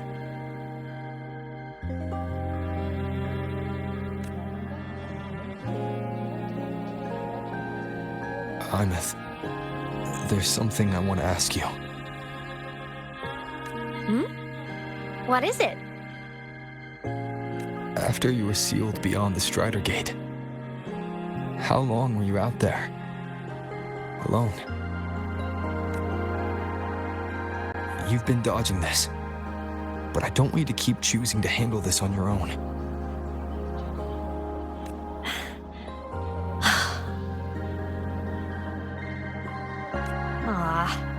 Feels like if I try to brush this off again, I'm gonna get scolded for real. Honestly, I can't really remember anymore. Toward the end, I couldn't even tell if time was still moving. It was just darkness, emptiness, over and over, boring, monotonous. But hey, I've had practice being alone. It's fine.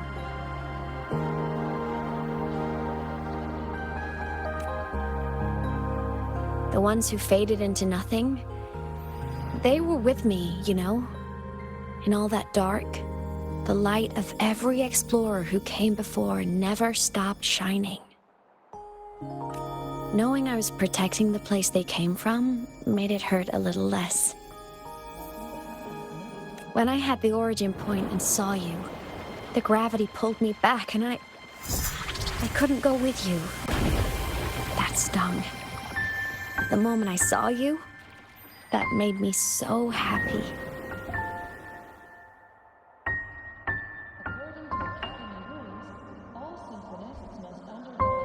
Seeing you again, that was enough.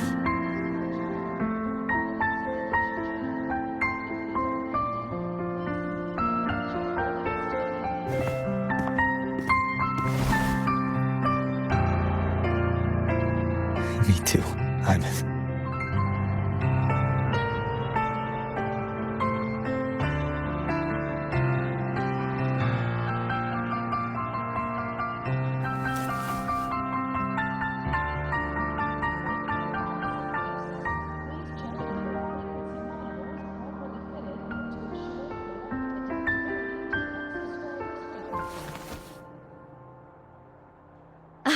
Okay. This is getting way too heavy. Let's talk about something fun. You know, This whole thing is kind of a blessing in disguise. People could only see me before, but now I can pilot this shell to actually interact with people.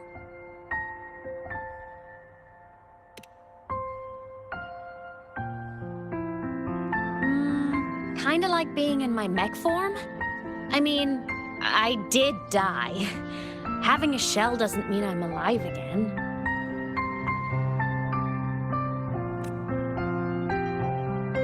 But it's similar to the exoswarm. And since I'm the Exostrider's resonator, I'd say piloting this body feels about right. And because of that, I've decided to stick around for a while and finish my studies. For a while. Yep. The Threnodian thing in Lahai-Roi is already handled. And I want to be a real savior who helps more people. So after this, I'm gonna travel around Solaris. But first, I'll stay at Star-Torch to graduate. I mean, I never even got my degree before I turned into a digital ghost. Gotta give my school days a proper send-off, you know?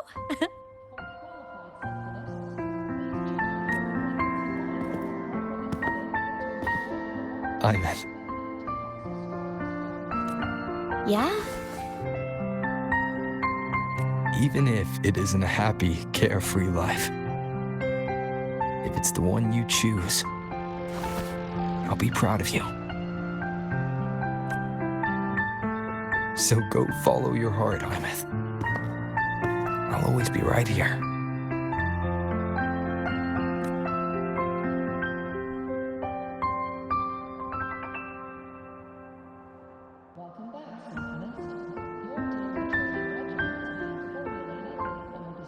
Okay. I won't forget.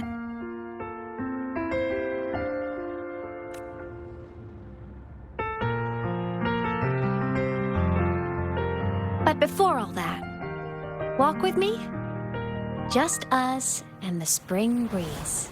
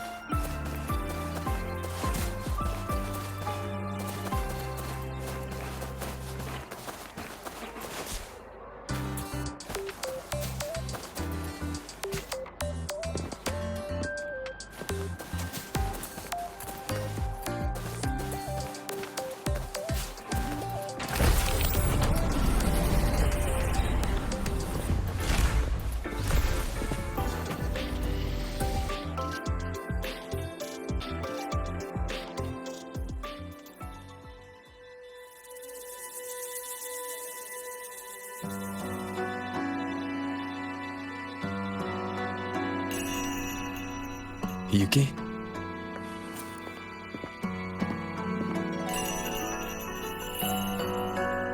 Lucilla just left. There are still matters at the Academy regarding your identity that needed handling. She had wanted to discuss the Collective's next steps with you. They've buried the Exostrider's disappearance with an official story. But as for who activated it, they want to keep it a secret.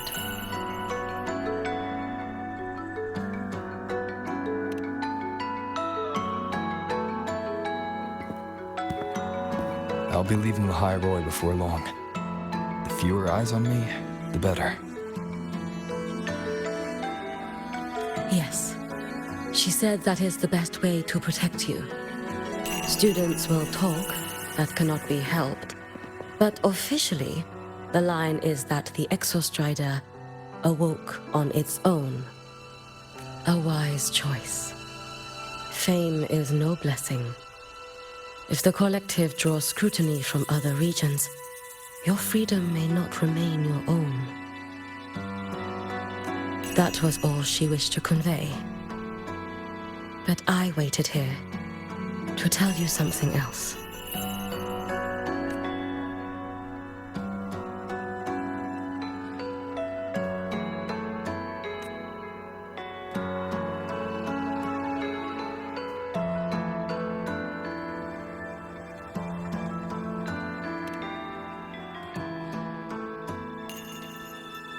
Do not worry over me.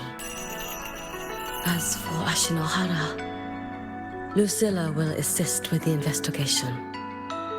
Once matters here are settled, I will return.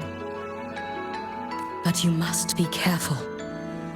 The Fraxidus seem to track your every move.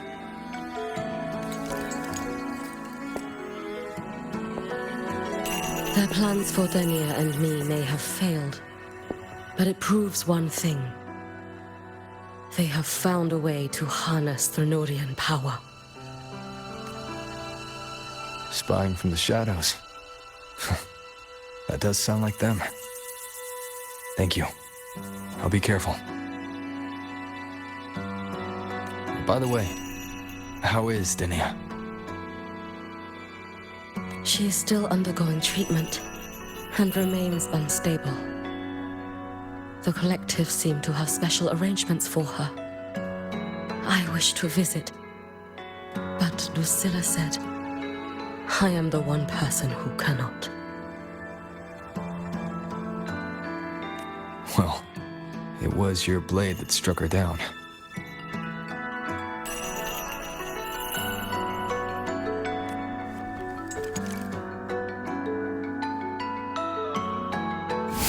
In that strike, I used the frequency you left within her. The one that separates. That was what freed her from the Threnodians' control. So in her eyes, you are likely just as frightening as I am. Still, I hear her disposition may have changed. I should like to visit her one of these days.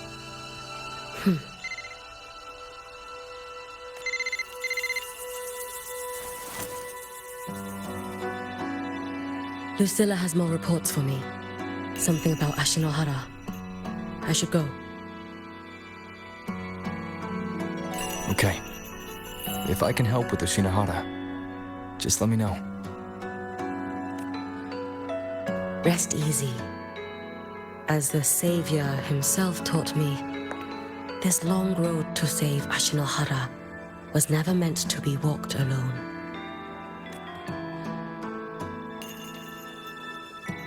Go on.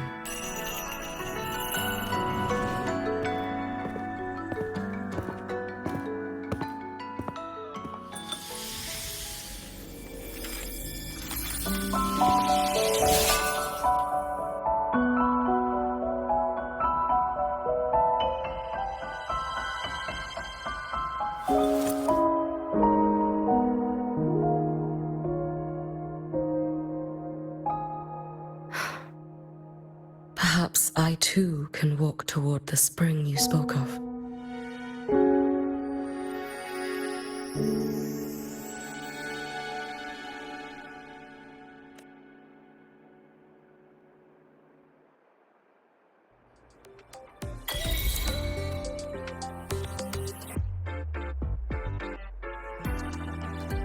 Alright, I think that's a good spot to wrap up for today. Thanks so much for watching, and I hope you enjoyed this adventure in Wuthering Waves. And that's it for today's video. See you guys in next video.